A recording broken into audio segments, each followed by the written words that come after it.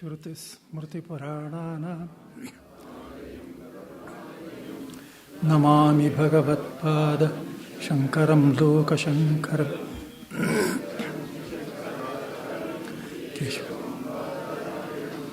ಸೂತ್ರಭಾಷ್ಯಕೃತ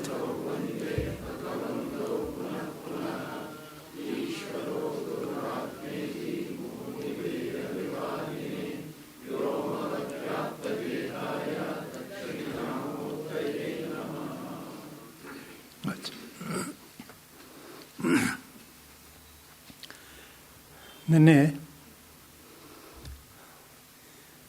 ತುರಿಯ ಮಂತ್ರವನ್ನು ಮುಗಿಸಿದ್ದಾಯಿತು.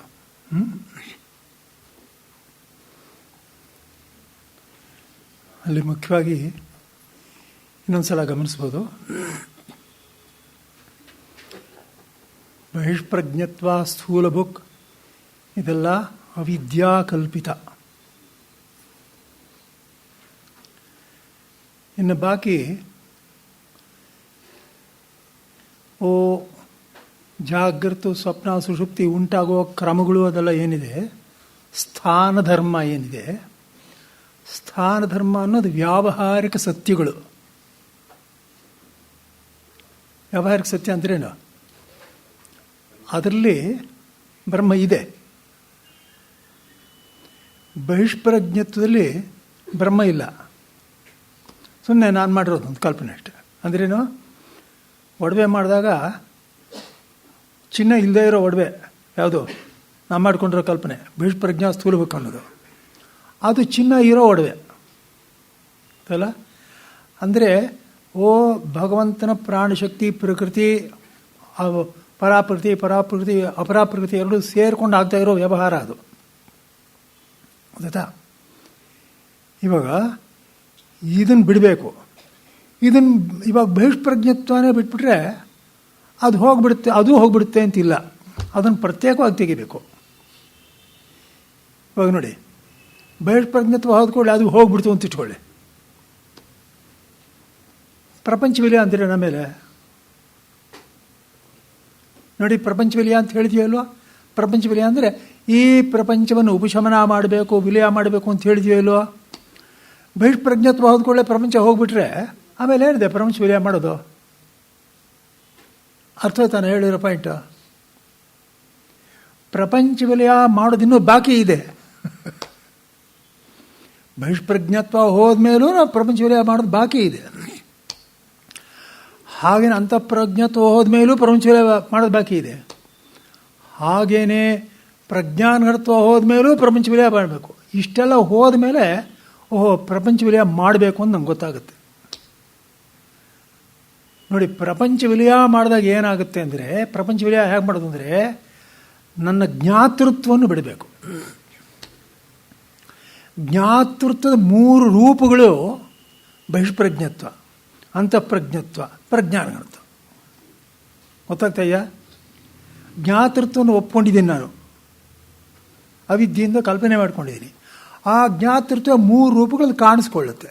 ಏನೋ ಎಚ್ಚರಿಕೆ ಅಂದರೆ ಬಹಿಷ್ಪ್ರಜ್ಞಂತೆ ಕಾಣಿಸ್ಕೊಳ್ಳುತ್ತೆ, ಸ್ವಪ್ನದಲ್ಲಿ ಅಂತಃಪ್ರಜ್ಞಂತೆ ಕಾಣಿಸ್ಕೊಳ್ಳುತ್ತೆ, ಸುಷುಪ್ತಿಯಲ್ಲಿ ಏನೂ ಗೊತ್ತಾಗಲಿಲ್ಲ ಅನ್ನೋ ಪ್ರಜ್ಞಾನಘಟತ್ವದಲ್ಲಿ ಕಾಣಿಸ್ಕೊಳ್ಳುತ್ತೆ. ಗೊತ್ತಾಯ್ತಲ್ಲ?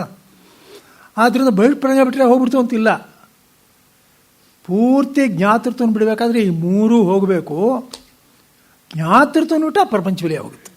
ಪ್ರಪಂಚ ವಿಲಯ ಅಂದರೆ ಸ್ವಾಮಿಗಳು ಭಾಳ ಚೆನ್ನಾಗಿ ಎಕ್ಸ್ಪ್ಲೇನ್ ಮಾಡಿದ್ದಾರೆ, ಅವರೇ ಹೇಳಿದ್ದಾರೆ. ಪ್ರಪಂಚ ವಿಲಯ ಅಂದರೆ ಪ್ರಪಂಚನೇನೋ ಮಾಡೋದು ಅಂತಲ್ಲ, ಜ್ಞಾತೃತ್ವ ಬಿಡೋದು ಅಂತ. ಗೊತ್ತಾಯ್ತಲ್ಲ?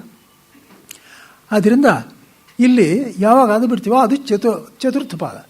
ಚತುರ್ಥ ಪಾದ ಅಂದರೆ ಅದು ಇನ್ನೊಂದು ಪಾದ ಅಂತಂತ ಅನ್ನೋ ಥರ ತಗೋಬಾರ್ದು, ಅದು ತತ್ವವೇ. ಗೊತ್ತಾಯ್ತಲ್ಲ? ಇದು 25 ಪೈಸಾ, ಇದು 50 ಪೈಸಾ, ಅದು 75 ಪೈಸಾ, ಅದು ₹1. ಇಲ್ಲಿ ಈ ನಮ್ಮೂರಿನಲ್ಲಿ ಚಿಲ್ಲರೆ ವ್ಯಾಪಾರ ಇಲ್ಲವೇ ಇಲ್ಲ. ಜಾಗ್ರತ, ಸ್ವಪ್ನ, ಸುಷುಪ್ತಿಯಲ್ಲಿ ಚಿಲ್ಲರೆ ವ್ಯಾಪಾರ ಇದೆ, 25 ಪೈಸಾ ಅದು ಇದು ಎಲ್ಲ ಇದೆ. ಇಲ್ಲಿ ವ್ಯಾಪಾರವೇ ಇಲ್ಲ. ಗೊತ್ತಾಯ್ತಲ್ಲ? ಆದ್ದರಿಂದ ಇದು ಮಾಡಿದ, ಆದ್ದರಿಂದ ಪಾದ ಅಂದರೆ ಎಲ್ಲವೂ ವಿಲೀನವಾಗಿರೋದು. 25, 50, 75 ವಿಲೀನವಾಗಿರ್ತಕ್ಕಂಥದ್ದು. ವಿಲೀನವಾಗಿದೆ ಅಂದರೆ ಬಂಧ ಇದೆ, ಇವಾಗ ವ್ಯಾಪಾರ ಇಲ್ಲ. ಗೊತ್ತಾಯ್ತಲ್ಲ? ಇಷ್ಟು ಸ್ಪಷ್ಟವಾಗಿರೋದ ಮೇಲೆ ಇಲ್ಲಿ ಕಾರಿಕೆಗಳು ಬರ್ತಾರೆ. ನಾಳೆ ಮೊದಲನೇದೇನೆಂದರೆ, ನಿವೃತ್ತೇ ಸುಖದುಃಖಾನಾಂ ಈಶಾನ ಪ್ರಭುರವ್ಯಯ ಅದ್ವೈತ ಸರ್ವಭಾವಾನಾಂ ದೇವಸ್ತುರ್ಯೋ ವಿಭು ಸ್ಮೃತಃ. ತುರ್ಯ ಅಂದರೆ ಸರ್ವ ದುಃಖಗಳು ನಿವೃತ್ತಿಗೆ ಈಶಾನ. ಈಶಾನ ಅಂದರೆ ಪ್ರಭು, ಅವನೇ ಒಡೆಯ.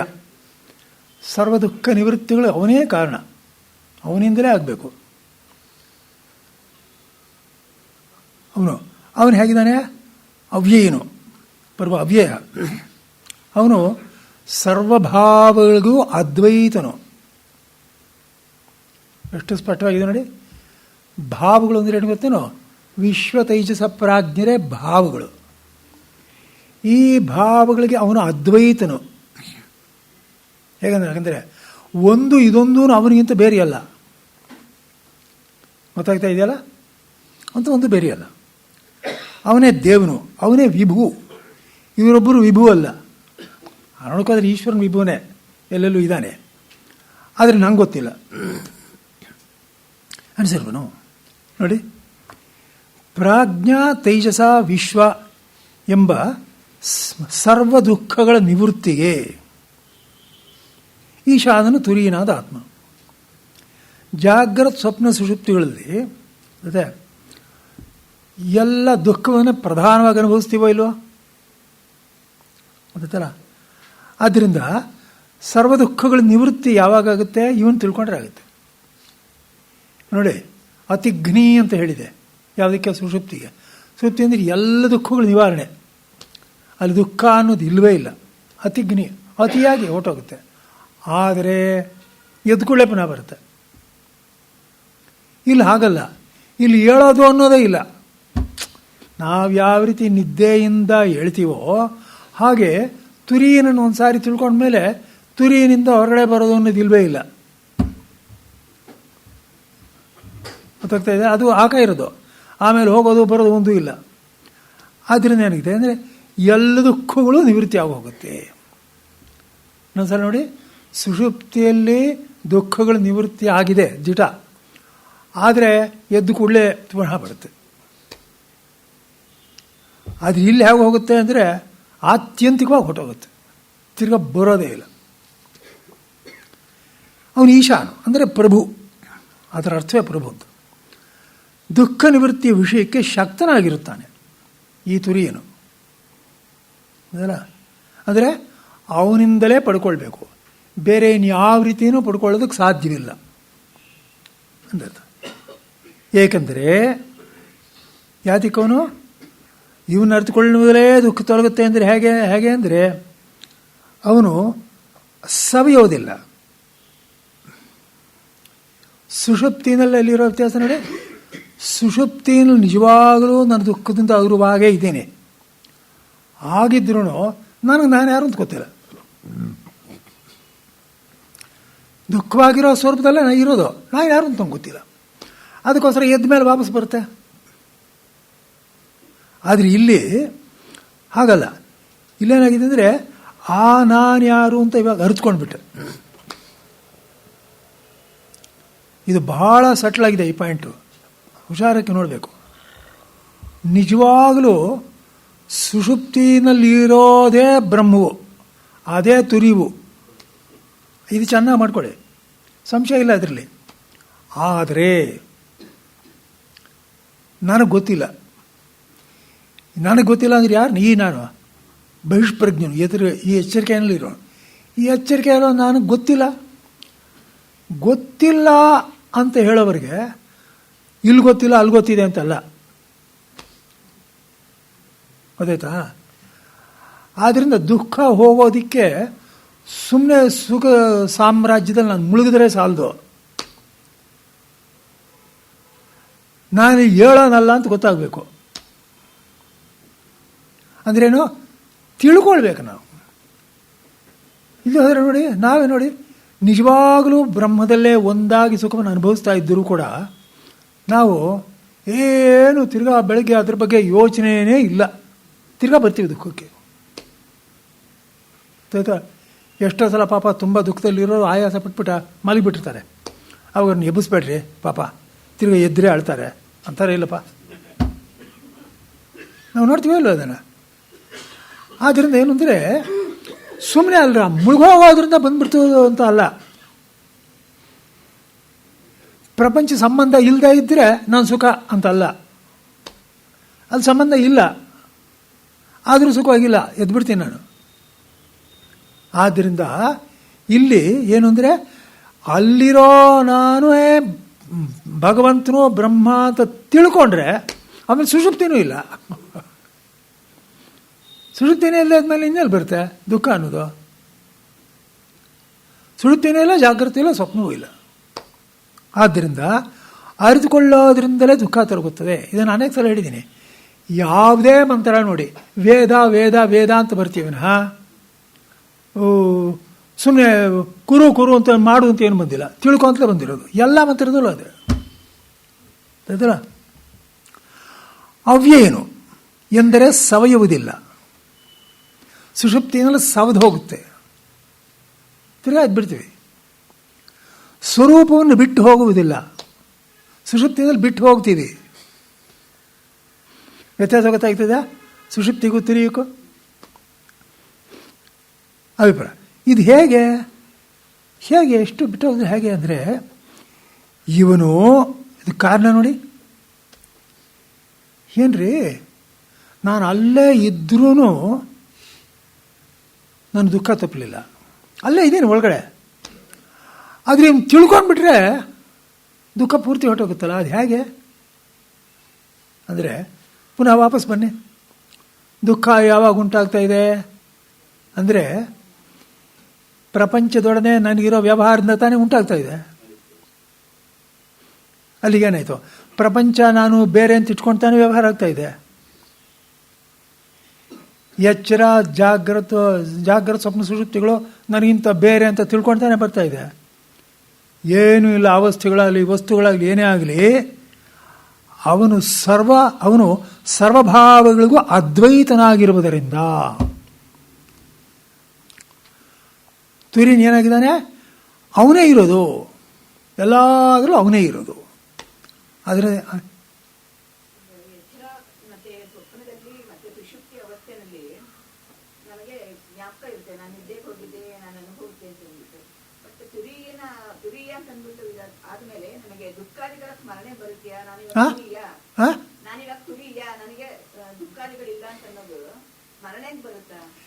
ನೋಡಿ, ಇಲ್ಲಿ ಸ್ಮರಣೆ ಅನ್ನೋ ಪ್ರಶ್ನೆಯೂ ಇಲ್ಲ.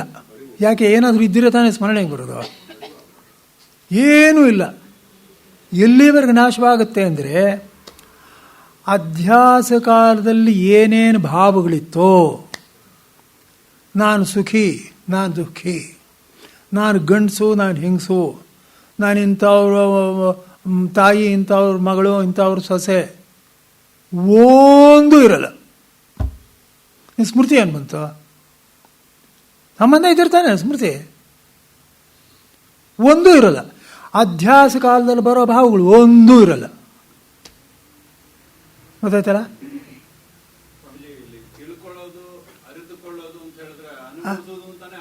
ಹೌದು, ನಿಜವೇ. ಯಾಕಂದರೆ ಸಾಧಾರಣವಾಗಿ ತಿಳ್ಕೊಳ್ಳೋದು, ಇದನ್ನು ತಿಳ್ಕೊಳ್ಳೋದು ಅಂತ ಹೇಳ್ಬೋದು. ತಿಳ್ಕೊಳ್ಳೋದು ಅಂದ್ರೇನು?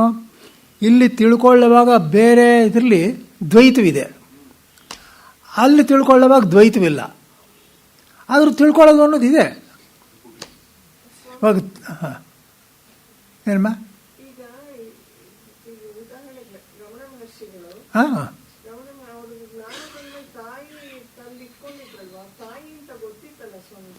ಅಲ್ಲಮ್ಮ, ತಾಯಿ ಅಂತ ಗೊತ್ತಿದೆ ಅಂತಂದರೆ ಇದೊಂದು ಶರೀರ ಇದೆ ಅಂತ ಗೊತ್ತು. ಆದರೆ ಒಳಗಡೆ ನಾನು ಇವ್ರ ಮಗ ಅಂತೇನಿರಲ್ಲ. ಸುಮ್ಮನೆ ಇದೊಂದಿದೆ, ಅದೊಂದು ಸ್ಥಾನ. ಅಂದರೆ ಆ ನೆನಪುಗಳು ಹೋಗ್ಬಿಡುತ್ತೆ ಅಂತಲ್ಲ, ಏನು ತಾಯಿಯನ್ನು ನೆನಪು ಹೋಗ್ಬಿಡುತ್ತೆ ಅಂತಲ್ಲ. ಈ ಶರೀರಕ್ಕೆ ಸಂಬಂಧಿಸಿದಂತೆ ನಾನು ಏನೇನು ಭಾವಗಳು ಇಟ್ಕೊಂಡಿದ್ದೀನೋ ಅದು ನನಗೆ ಬರೋಲ್ಲ. ಸ್ಮೃತಿ ಅದು ವಿಷಯ ಬೇರೆ. ಈಗ ನಾನು ಈಗ ಫೀಲ್ ಮಾಡೋಲ್ಲ. ಹಾಂ, ವಿಶೇಷ ಜ್ಞಾನ ಇದೆಲ್ಲ ಇರುತ್ತೆ, ಇರೋದಿಲ್ಲ ಅಂತಲ್ಲ. ವಿಶೇಷ ಜ್ಞಾನ ಇರುತ್ತೆ. ವಿಶೇಷ ಜ್ಞಾನ ಇದ್ರೂ ಜ್ಞಾತೃತ್ವ ಇರೋಲ್ಲ. ನೋಡಿ, ಖುದ್ದು ಸಂಸಾರದಲ್ಲಿ ಕೂಡ ಯಾರಿಗೋ ಬೇಜಾರಾಯಿತು, ಅವ್ರ ಸಂಬಂಧ ಬಿಟ್ಬಿಟ್ರಿ ಅಂತ ಇಟ್ಕೊಳ್ಳಿ. ಅವ್ರೇನು ಸತ್ತೋಗ್ಲಿಲ್ಲ. ಸಂಬಂಧ ಬಿಟ್ಟ ಮೇಲೆ ನಮ್ಮ ಯಾವಾಗ ಹೋಯ್ತೋ ಇಲ್ಲ, ಅಯ್ಯೋ ಅವ್ರು ಏನಾದರೂ ಮಾಡ್ಕೊಳ್ಳಪ್ಪ, ನಮಗೂ ಅವ್ರಿಗೂ ಸಂಬಂಧ ಇಲ್ಲ ಅಂತ ಬಿಟ್ಬಿಡ್ತೀವೋ ಇಲ್ಲ. ಹಾಗೆ ಏನಪ್ಪ, ತುರಿಯ ಅನ್ನೋದು ಕೇವಲ ಅರಿವು ಮಾತ್ರ, ಅದು ಕ್ರಿಯಾಸಿದ್ಧವಲ್ಲ. ತುರಿಯ ಅನ್ನೋದು ಕ್ರಿಯಾಸಿದ್ಧವಲ್ಲ, ಬರೀ ಅರಿವು ಮಾತ್ರ. ಬರೀ ಅರಿವು ಮಾತ್ರ. ನಾನಿಂಥವನು ಅಂತ ಗೊತ್ತಾಗೋಯ್ತು. ಆಮೇಲೆ ಇದು ಅರಿವು ಅಂತಲೂ ಇಲ್ಲ, ಅದೂ ಇಲ್ಲ. ಅಂದರೆ ಒಳ್ಳೆ ಅದಕ್ಕೆ ಉಪಶಮ ಅನ್ನೋದು. ಉಪಶಮ ಅಂದ್ರೇನು? ಪ್ರಾಪಂಚಿಕವಾದ ವ್ಯವಹಾರದ ಒಂದು ಮಾತು ಅಲ್ಲಿ ಹುಟ್ಟೋದೇ ಇಲ್ಲ. ಸರಿ ಸ್ವಾಮಿ, ನಿನ್ನೆ ಸಿಂಹಾವಲೋಕನ ಮಾಡಿಕೊಟ್ರಲ್ಲ ಸ್ವಾಮಿ, ಅದ್ರ ಬಗ್ಗೆ ಒಂದು ಸ್ಪಷ್ಟೀಕರಣ ಸ್ವಾಮಿ. ಈ ಸಮಷ್ಟಿಯಲ್ಲಿ ನಾವು ವೈಶ್ವಾನರ ಹಿರಣ್ಯಗರ್ಭ ಹೇಳಿದ್ವಲ್ಲ ಸ್ವಾಮಿ, ಅಲ್ಲಿ ಅಧ್ಯಾರೋಪ ಶಾಸ್ತ್ರ ಮಾಡಿದ್ರು. ಹೌದು. ಈಗ ಅವ್ರಿಗೆ ಅಲ್ಲಿ ತುರಿಯ ಅನ್ವಯಿಸಲ್ಲ. ಯಾರಿಗೆ? ಅವ್ರಿಗೆ ಖಂಡಿತವಾಗ್ಲೂ ಅದು ಹೌದು. ಯಾಕೆಂದರೆ ಅವರು ತುರಿಯನ್ನು ಪಡ್ಕೊಳ್ಬೇಕು ಅಂತಿಲ್ಲ. ಯಾಕೆಂದರೆ ಅವ್ರಿಗೆ ಆಗಲೇ ಅವ್ರಿಗೆ ಹೇಳಿದ್ನಲ್ಲ, ಅಲ್ಲೇನಾಗಿದೆ ಅಂದರೆ ಅವರು ಹುಟ್ಟಿದಾಗ ಅವ್ರಿಗೆ ಅದೇ ಇತ್ತು, ಗೊತ್ತಾಯ್ತಾ? ಮಹಾತಪಸ್ವಿಗಳೇ ವೈಶ್ವಾನನಾಗಿ ಹುಟ್ಟೋದು, ಇನ್ಯಾವನೋ ಮಹಾತಪಸ್ವೇ ತೇಜಸ್ನಾಗಿ ಹುಟ್ಟೋದು, ಗೊತ್ತಾಯ್ತಾ? ಆದ್ದರಿಂದ ಅವರಲ್ಲಿ ಏನಿದೆ, ಮುಂಚೆ ಹುಟ್ಟಿದಾಗಿತ್ತು, ಆದರೆ ಒಂದು ಕ್ಷಣದಲ್ಲೇ ಬಿಟ್ಟು ಹೋಯಿತು ಅವಿದ್ಯೆ. ದಿನನಿತ್ಯದಲ್ಲಿ ದೇವತೆಗಳು ಅಂತ ನಾವು ಪೂಜೆ ಮಾಡ್ತೀವಲ್ಲ, ಅವರು ಈ ವ್ಯಷ್ಟಿಗೂ ಆ ವೈಶ್ವಾನರ ಅಥವಾ ಸಮಷ್ಟಿಗೂ ಮಧ್ಯೆ ಬರ್ತಕ್ಕಂಥ ಸ್ಥಿತಿಗಳ ಆ ದೇವತೆಗಳು ಇದ್ದಾರೆ, ಇವರು ದೇವತೆಗಳೇ. ಯಾಕೆಂದ್ರೆ ಇವರಿಗೆಲ್ಲ ಹವಿಸ್ಸುಗಳಿದೆ. ಹೋಮದಲ್ಲಿ ಹವಿಸ್ ಕೊಡ್ತಾರೆ, ಪ್ರಜಾಪತಿ ಅಂತ ಕೊಡ್ತಾರೆ, ಹಿರಣ್ಯಗರ್ಭನ ಕೊಡ್ತಾರೆ, ಗೊತ್ತಾಯ್ತಲ್ವಾ? ಅವರು ವ್ಯಕ್ತಿಗಳೇ. ಅಂದರೆ ಅವ್ರ ಕೆಳಗಡೆ ಇರೋರು ಅವರು ದೇವತೆಗಳೇ, ಅವರಿನ್ನೂ ಕಡಿಮೆ ದೇವತೆಗಳು. ಯಾಕಂದ್ರೆ ದೇವತೆಗಳೆಲ್ಲ ತಂದೆ ಪ್ರಜಾಪತಿ, ಇವ್ರ ತಂದೆ ಹಿರಣ್ಯಗರ್ಭ, ಇವ್ರ ತಂದೆ ಶಿವನು ಪರಮೇಶ್ವರನು. ನೆನಪು ನಮಗಿಲ್ಲದೆ ಇದ್ರು ಇನ್ನೊಬ್ಬರು ದುಃಖ ಕಾಣಿಸ್ತಾ ಇದ್ರೆ ಜ್ಞಾನಿಗಳು ಪಾಠ ಯಾಕೆ ಮಾಡಿದ್ರು? ಅಲ್ಲ ನೋಡಿ, ದುಃಖ ಕಾಣಿಸೋದು ಅಂತ ಹೇಳಿದ ಕೂಡಲೇ ಅದು ಕ್ಷೇತ್ರ ಧರ್ಮ. ಕ್ಷೇತ್ರ ಧರ್ಮ ಅಂದ್ರೇನು? ಇಲ್ಲಿ ಇವಾಗ ಏನೇನಿದೆಯೋ ಎಲ್ಲ ವ್ಯವಹಾರವೂ ಆಗುತ್ತೆ ರೀ.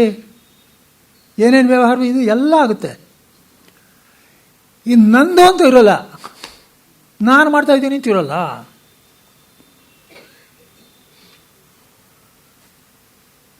ಇವಾಗ ಸುಮ್ಮನೆ ಒಂದು ಸ್ವಲ್ಪ ಒಂದು ದೃಷ್ಟಾಂತ ಕೊಡ್ತೀನಿ, ಪೂರ್ತಿ ಹೇಳ್ಕೊಂಡು ಹೋಗ್ಬೇಡಿ. ನಿದ್ದೆನಲ್ಲಿ ಎಲ್ಲೋ ಸೊಳ್ಳೆನ ಕಳೆದು ಹೀಗೆ ಅಂದ್ಕೋತೀವಿ, ಹೀಗೆ ಅಂದ್ಬಿಡ್ತೀವಿ, ಹೌದಾ ಇಲ್ಲ? ನಾನು ಮಾಡಿದ್ದೀನಿ ಅಂತ ಗೊತ್ತಿಲ್ಲ. ಮಕ್ಕಳು ಇವರು ಅಪ್ಪ ಅಮ್ಮ ಎಲ್ಲೋ ಸಿನಿಮಾಗೆ ಎಲ್ಲ ಹೊಟ್ಟೋಗ್ಬಿಡ್ತಾರೆ, ಮಗನ ಒಳ್ಳೆ ಬುರುಡೆ ಹೊಡೆದು ಅಜ್ಜಿ ಹತ್ರ ಬಿಟ್ಟು ಹೊಟ್ಟೋಗ್ಬಿಡ್ತಾರೆ. ಆಮೇಲೆ ಅವ್ರು ಬರ್ತಾರೆ, ಅವ್ರಿಗೆ ಮುಖ ನಿಂಬಿಸ್ಬಿಟ್ಟು, ಅಯ್ಯೋ ನಾವೆಲ್ಲ ಅಲ್ಲಿ ತಿಂದು ಬಂದ್ವಿ, ಇದು ಏನು ಕೊಳ್ಳೇ ಇಲ್ಲ ಮಗುಗೆ ಅಂತ ಪಾಪ ಈ ತಾಯಿಗೆ ಒಂದು ಸ್ವಲ್ಪ ಒಂದೊಳ್ಳೆ ಚಾಕ್ಲೇಟ್ ಬಿಸ್ಕತ್ ತಂದಿದ್ಲು, ಎಲ್ಲ ಬಿಟ್ಟು ಇವು ಬೆಳಗ್ಗೆ ಕೊಟ್ಟರೆ ಆಯಿತು ಅಂತ ಅವನು ಅಪ್ಪ, ಅಯ್ಯೋ ಸುಮ್ಮನೆ ಇರ್ರಿ ಅಂತ ಹೇಳ್ಬಿಟ್ಟು ಅವನು ಬಲವಂತವಾಗಿ ಒಂದಿಷ್ಟು ತಿನ್ನಿಸ್ಬಿಟ್ಲು.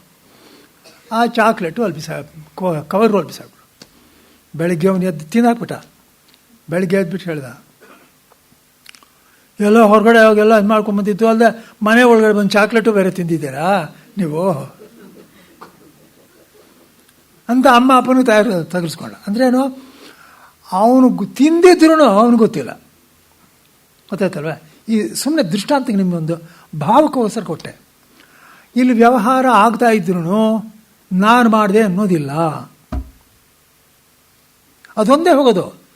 ಇವಾಗ ಜ್ಞಾನದಿಂದ ಏನು ಹೋಗುತ್ತೆ ಅನ್ನೋ ಸರಿಯಾಗಿ ತಿಳ್ಕೊಳ್ಳದೆ ಇದ್ದರೆ ಅವು ಎಲ್ಲ ಹೋಗುತ್ತೆ ಅನ್ನೋ ಪದಕ್ಕೆ ಅರ್ಥ ಗೊತ್ತಾಗಲ್ಲ, ಗೊತ್ತಾಯ್ತಾ? ಸ್ವರೂಪದಲ್ಲಿ ಕೇವಲ ಎಕ್ಸ್ಪೀರಿಯನ್ಸಿಂಗ್, ನೋ ಎಕ್ಸ್ಪೀರಿಯನ್ಸರ್.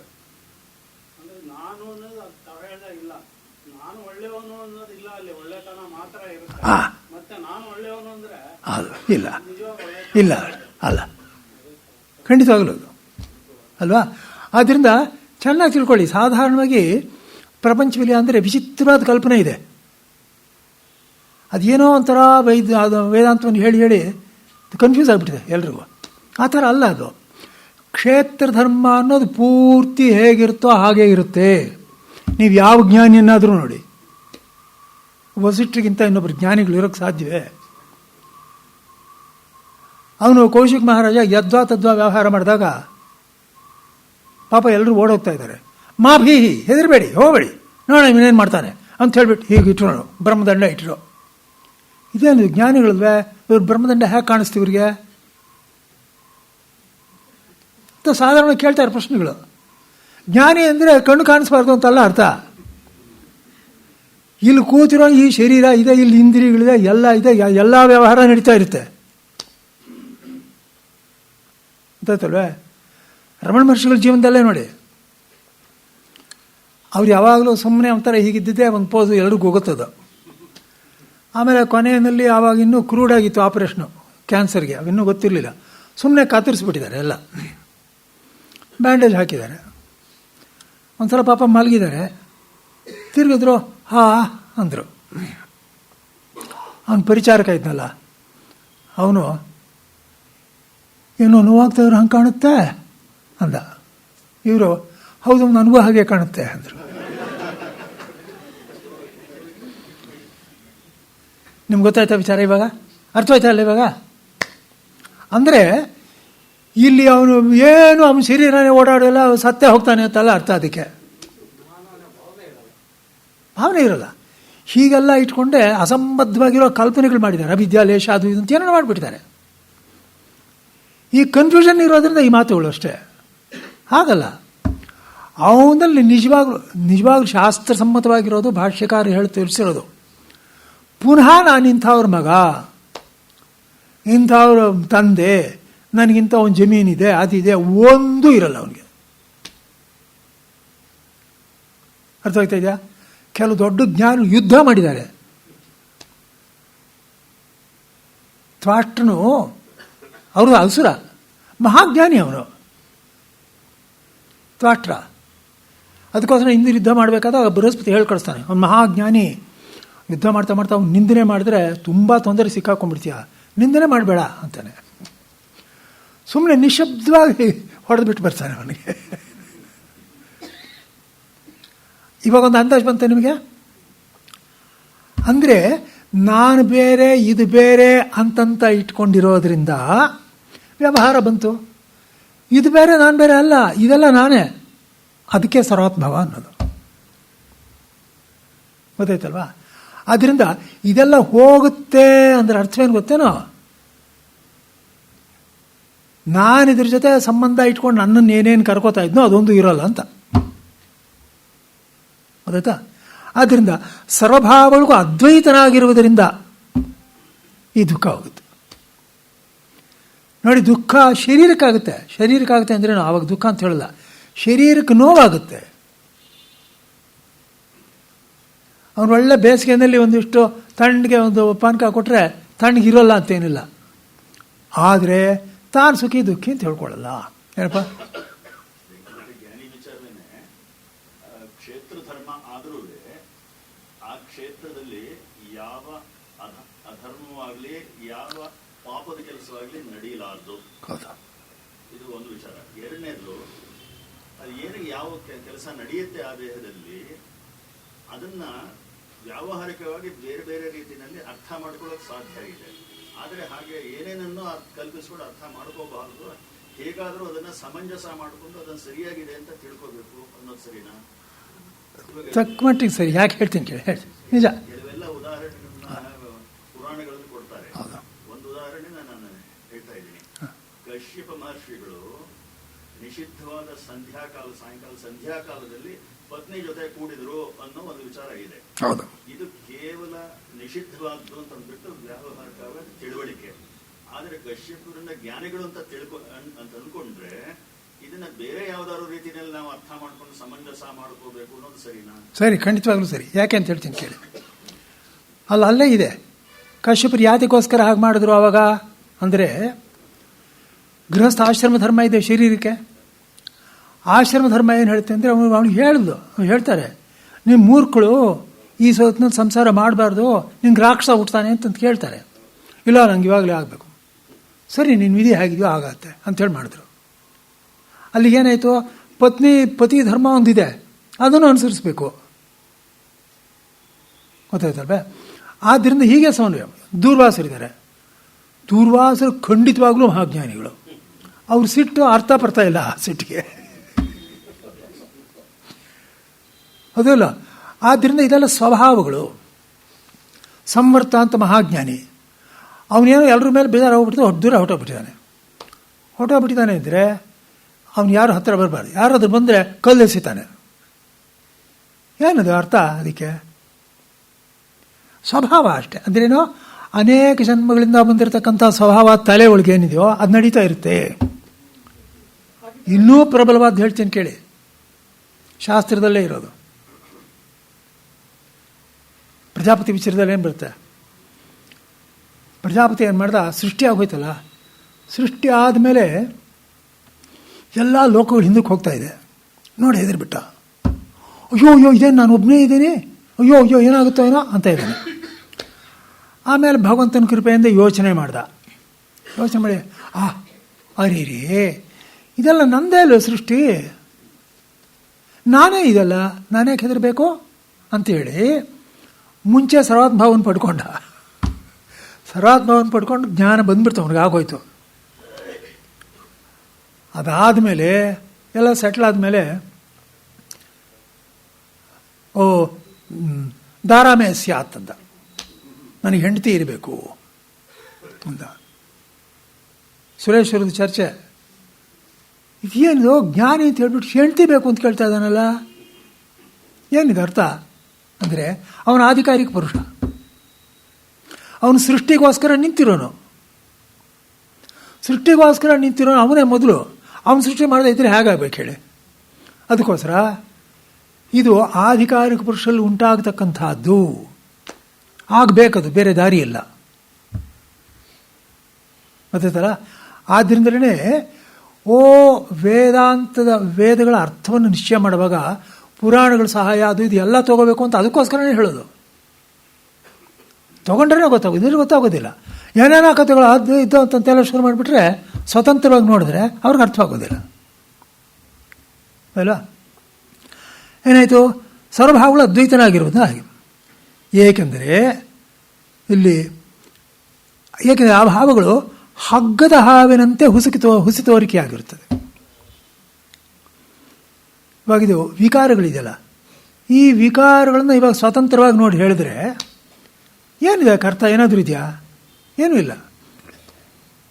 ಇವಾಗ ನೋಡಿ, ಇಲ್ಲಿ ಮೈಕ್ರೋಫೋನ್ ಇದೆ, ಇಲ್ಲಿ ಒಂದು ಕನ್ನಡಿ ಇಟ್ಬಿಟ್ರೆ ಇನ್ನೊಂದಿದೆ. ನಾನು ಆ ಕಡೆ ಹೋಗಿ ಅದರ ಹತ್ತಿರ ಮಾತಾಡಿದ್ರೆ ಇಲ್ಲಿ ಕೇಳಿಸುತ್ತೆ. ಇಲ್ಲ, ಅದು ಮೈಕ್ರೋಫೋನ್ ಅಲ್ಲ, ಸುಮ್ಮನೆ ಮೈಕ್ರೋಫೋನ್ ಅಂತ ಕಾಣಿಸುತ್ತೆ ಅಷ್ಟೇ. ಹೌದಾನೆ? ಅಂದರೆ ಏನಾಯಿತು? ವಸ್ತುವನ್ನು ಬಿಟ್ಬಿಟ್ಟು ಬರೀ ಆಕಾರವನ್ನು ನೋಡಿದ್ರೆ ಅದು ಕನ್ನಡಿನಲ್ಲಿರೋ ಗಂಟು. ಕನ್ನಡಿಲಿರೋ ಗಂಟಿಗೆ ಏನಾದರೂ ಬೆಲೆ ಇದೆಯಾ? ಹಾಗೇನೆ ಇಲ್ಲಿ ಅದು ಹುಸಿತೋರಿಕೆ ನಿಜವಾಗಿ ಕಾಣಿಸುತ್ತಲ್ಲ, ಇದು ಇಷ್ಟ ಇದೆ ಹಾಗೆ. ಅದರೊಳಗೆ ಬ್ರಹ್ಮ ಇದೆಯಲ್ಲ, ಅದರಿಂದ ಕಾಣಿಸ್ತಾ ಇದೆ. ಮಣ್ಣಿರೋದ್ರಿಂದ ಗಡಿಗೆ ಕಾಣಿಸುತ್ತೆ, ಮಣ್ಣೇ ಇಲ್ಲ ಇದ್ರೆ ಗಡಿಗೆ ಕಾಣಿಸ್ತಾ ಇತ್ತೇನೋ? ನಿಮ್ಗೆ ಅರ್ಥವಾಗ್ತಾ ಇದೆಯಾ? ಅಂದರೆ ಗಡಿಗೆ ಅಸ್ತಿತ್ವ ಯಾವುದರಿಂದ ತೀರ್ಮಾನ ಆಗಿದೆ? ಮಣ್ಣಿನಿಂದ. ಹಾಗೆಯೇ ಜಗತ್ತಿನ ಅಸ್ತಿತ್ವ ಯಾವುದರಿಂದ ತೀರ್ಮಾನ ಆಗಿದೆ? ಬ್ರಹ್ಮದಿಂದ. ಪ್ರಪಂಚಕ್ಕೆ ಬೇರೆ ಅಸ್ತಿತ್ವ ಇಲ್ಲ. ಪ್ರಪಂಚದಲ್ಲಿರೋ ಅಸ್ತಿತ್ವ ಇರೋದೇ ಬ್ರಹ್ಮದಿಂದ. ಪ್ರಪಂಚ ಅಸ್ತಿತ್ವ ಇದೆ, ಇಲ್ಲ ಅಂತಲ್ಲ, ಆದರೆ ಅದ್ರ ಸ್ವಂತದ್ದಲ್ಲ, ಬ್ರಹ್ಮದ್ದು. ಈಗ ಸ್ಪಷ್ಟ ಆಯ್ತಾ? ಆದ್ದರಿಂದ ಇಲ್ಲಿ ನೀವು ಆ ವಿಕಾರಗಳನ್ನೇ ತಗೊಂಡು ನೋಡಿದ್ರೆ ಅದಕ್ಕೆ ಕೇವಲ ಹುಸಿ. ಅದ್ವೈತ ಯಾವಾಗ ಬರುತ್ತೆ? ಕಾರಣ ಸಮೇತ ನೋಡಿದಾಗ ಬರುತ್ತೆ. 100 ಗಡಿಗೆ ಇದೆ, 25 ಹೆಂಚಿದೆ, 1000 ಇಟಿಕೆ ಇದೆ. ಅದ್ವೈತ ದೃಷ್ಟಿನಲ್ಲಿ ತಾನೇ ಏಕ. ಆಮೇಲೆ ಮಣ್ಣಿನ ದೃಷ್ಟಿನಲ್ಲಿ ತಾನೇ ಅದಕ್ಕೆ ಅಸ್ತಿತ್ವ. ನಾನಾತ್ವ ಅನ್ನೋದು ಯಾವಾಗ ಬರುತ್ತೆ? ಅದನ್ನು ನೋಡಿದಾಗ. ಏಕತ್ವ ಅನ್ನೋದು ಯಾವಾಗ ಬರುತ್ತೆ? ಕಾರಣ ನೋಡಿದಾಗ. ಆದ್ದರಿಂದ ವಿಕಾರವನ್ನು ನೋಡಿದಾಗ ಕಾರ್ಯ ಕಾಣಿಸುತ್ತೆ, ಕಾಣಿಸ್ಬೇಕು, ತಪ್ಪಿಲ್ಲ ಅದರಲ್ಲಿ. ಆದರೆ ಕಾರಣದಲ್ಲಿ ನೋಡಿದಾಗ ಒಂದೇ, ಬೇರೆ ಬೇರೆ ಅಲ್ಲ. ಗೊತ್ತಾಯ್ತಲ್ವ? ಆದ್ದರಿಂದ ಇಲ್ಲಿ ಹಗ್ಗದ ಹಾವಿನಂತೆ ಹುಸಿಯಾಗಿರುತ್ತದೆ. ಅದನ್ನೇ ಹೇಳಿರೋದು, ವಾಚಾರಂಭಣಂ ವಿಕಾರೋ ನಾಮ ಧ್ಯೇಯಂ ಮೃತ್ತಿಕಾ ಇತ್ಯೇವ ಸತ್ಯಂ. ಅದರಲ್ಲಿ ಅಡಗಿದೆಯಲ್ಲ ಒಂದು ಮೃತ್ತಿಕಾ, ಅದು ಮಟ್ಟಿಗೆ ಸತ್ಯ. ಅದನ್ನು ಬಿಟ್ಟು ನೀವೇನಾದರೂ ಮಾತಾಡಿದ್ರೆ ಅದು ಬರೀ ಮಾತು, ಅರ್ಥ ಇಲ್ಲ ಅದಕ್ಕೆ. ಸ್ಪಷ್ಟವಾಯ್ತಾ ಪ್ರತಿಯೊಬ್ಬರಿಗೂ? ಅಂಥ ಈ ಪರಮ ತುರಿಯೇನು ಹೊಳೆಯುತ್ತಿರುವುದರಿಂದ ದೇವನೆನಿಸಿರುವನು. ದೇವ ದ್ವಿಧಾತು ಹೊಳೆಯುತ್ತೆ ಅಂತ, ಅದೇನು ಹೊಳೆಯುತ್ತೆ ಅಂದರೆ ಕೇವಲ ಜ್ಞಾನ ಸ್ವರೂಪನು.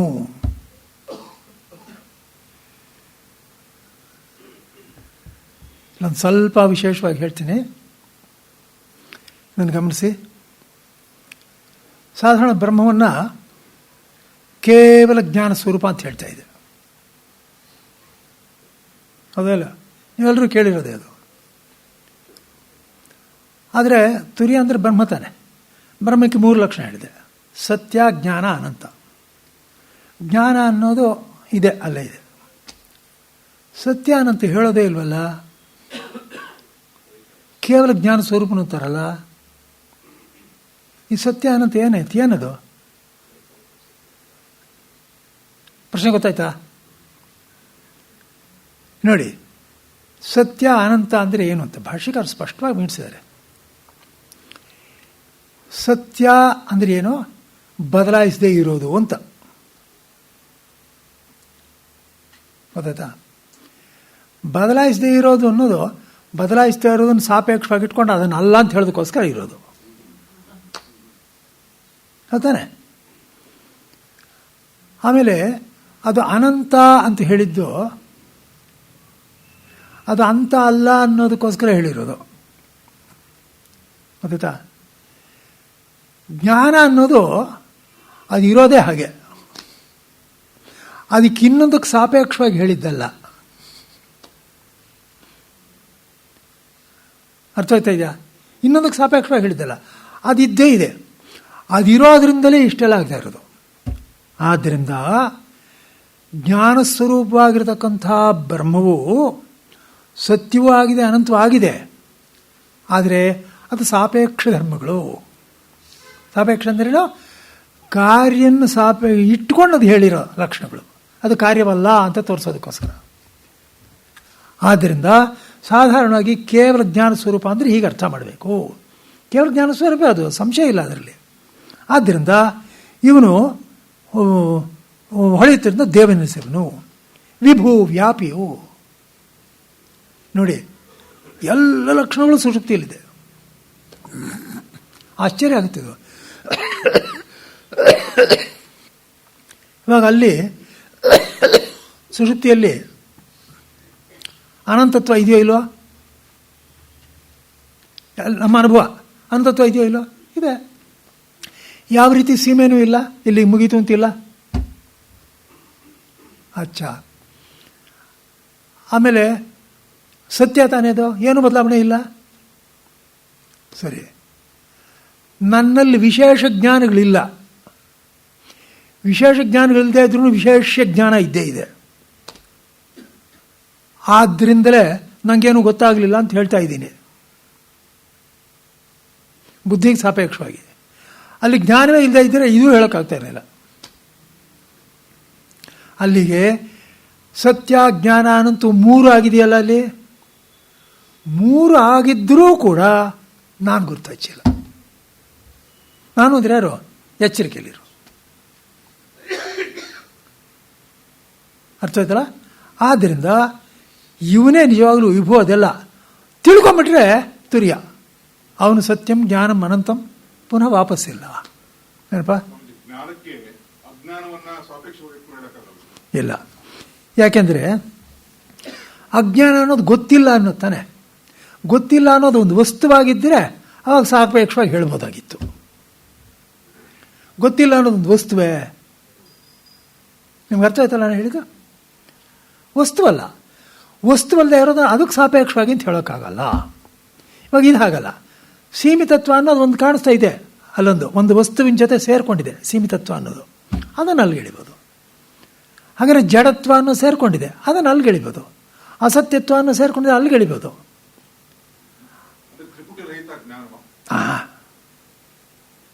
ತ್ರಿಪುಟಿ ರಹಿತ ಜ್ಞಾನ ಅಂತಲ್ಲ. ಆನಂದ ಅನ್ನೋ ಪದ ಯಾತಕ್ಕೆ ಸತ್ಯಂ ಜ್ಞಾನ ಅನಂತಂ ಅಂದ್ರೆ ಆನಂದ ಯಾಕೆ ಅಲ್ಲಿ ಮೆನ್ಷನ್ ಮಾಡಲಿಲ್ಲ? ಇಲ್ಲ, ಯಾಕೆ? ಚೆನ್ನಾಗಿದೆ ಪ್ರಶ್ನೆ, ಸರಿಯಾಗಿ ನೋಡಿ, ಸ್ವಲ್ಪ ಎಚ್ಚರಿಕೆಯನ್ನು ಗಮನಿಸಿ.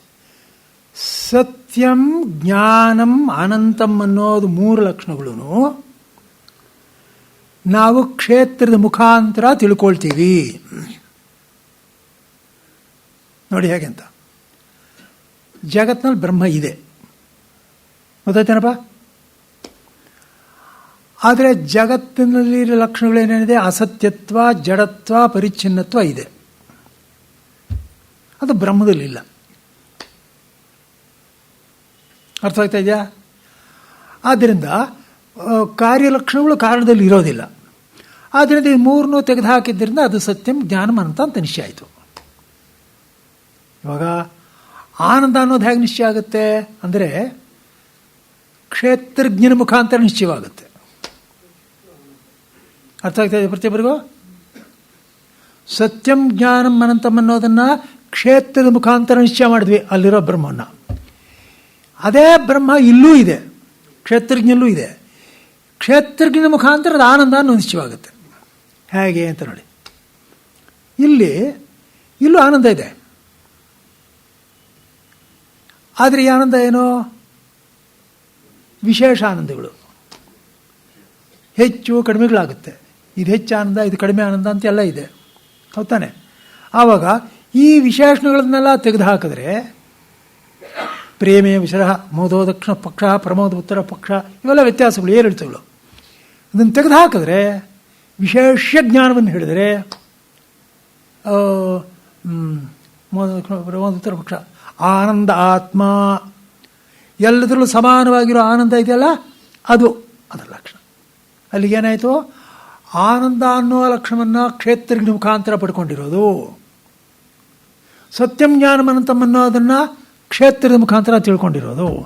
ಆದ್ದರಿಂದ ಇಲ್ಲಿ 2 ತಾನೇ ಇರೋದು. ಅಲ್ಲಿ ಬ್ರಹ್ಮ ಪೂರ್ತಿ ನಿಶ್ಚಯವಾಯಿತು. ಸ್ಪಷ್ಟ ಆಯ್ತಾ ಪ್ರತಿಯೊಬ್ಬರಿಗೂ? ನೋಡಿ ಮುಂದೆ.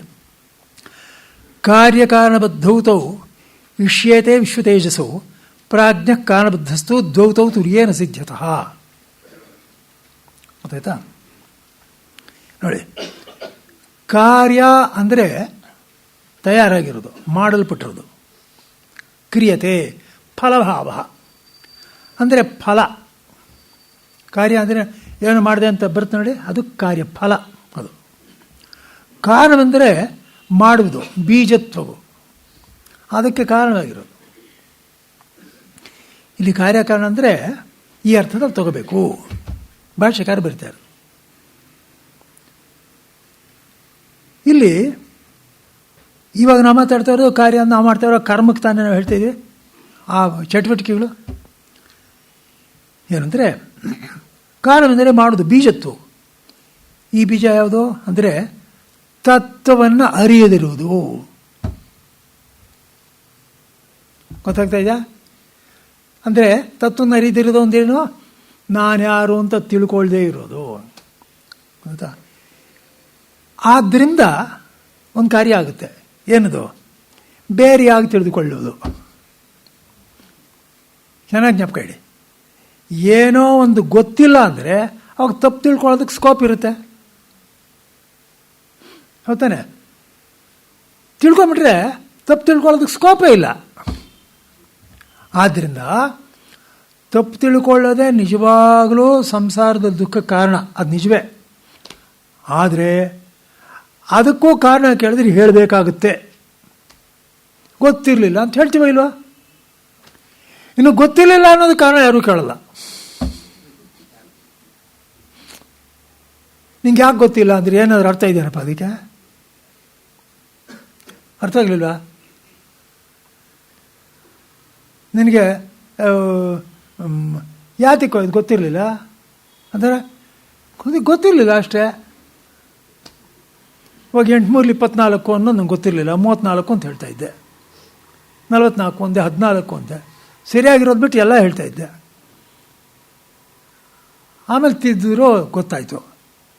ಅದಾದಮೇಲೆ ಕೇಳಿದ, ಅಲ್ಲ 824 ನಿಂಗೆ ಯಾಕೋ ಗೊತ್ತಿರಲಿಲ್ಲ, ಅದಕ್ಕೆ ಉತ್ತರ ಇದೆಯಾ? ಅದಕ್ಕೋಸ್ಕರ ಗೊತ್ತಿಲ್ಲ ಅನ್ನೋದಕ್ಕೆ ಕಾರಣ ಕೇಳಬಾರ್ದು. ಅರ್ಥ ಆಯ್ತಲ್ಲ? ಆದ್ದರಿಂದ ತಪ್ಪು ಮಾಡೋದಕ್ಕೆಲ್ಲ ಕಾರಣ ಒಂದು ಕೇಳಿ ಗೊತ್ತಿಲ್ಲ ಅನ್ನೋದು, ಅಲ್ಲಿಗೆ ನಿಂತೋಗಿ ಅದರ ಮೇಲೆ ಮಾತಾಡಬಾರ್ದು. ಎಲ್ಲ ಸ್ಪಷ್ಟವಾಗಿ ಗೊತ್ತಾಗ್ತಾ ಇದೆಯಲ್ವಾ?